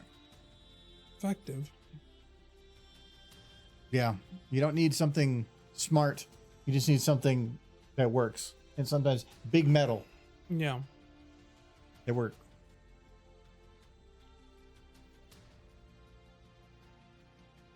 Let's see here. No, I don't want that. I want this. Where can we send you guys? We'll be back on Friday.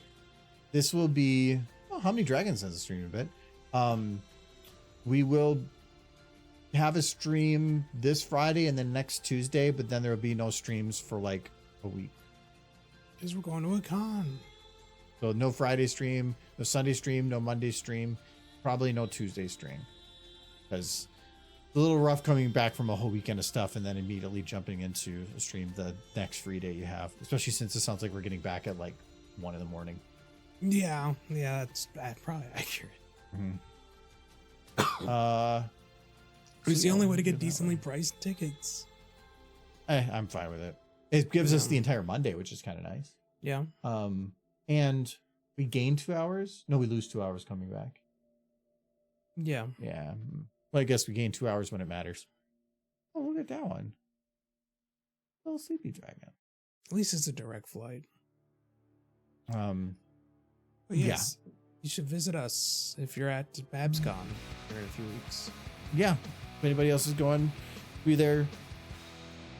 It's the last one. I sent in for 1 panel, and so far I think I'm on 4, and I was invited to a 5th, but I'm probably gonna say no because 4 is already a lot, and I don't want to have that many obligations on the weekend.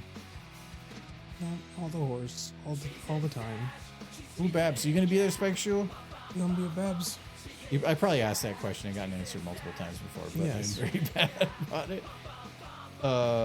Well, thank you, Nolan, for the 123 bits. Very much appreciate it. Kelchan, you come to Babs? You be Babs? Gotta come Babs? I will be there. Oh, that'd be pretty cool. Yep. Gotta say Kai. Yeah, I think I'm doing bad fanfic, but then I know I'll be on Anthology, and Jay's got his nostalgia panel, I'm guessing, so I'll be there too. And then I got invited to a animation panel as well with a couple other people, so I'll be on that one. So kind of not in a social mood anyway. Oh, okay, that's understandable. Anyways, it's gonna kick me over, so we'll see you all later. See you Friday. How we going? All right. Bye-bye.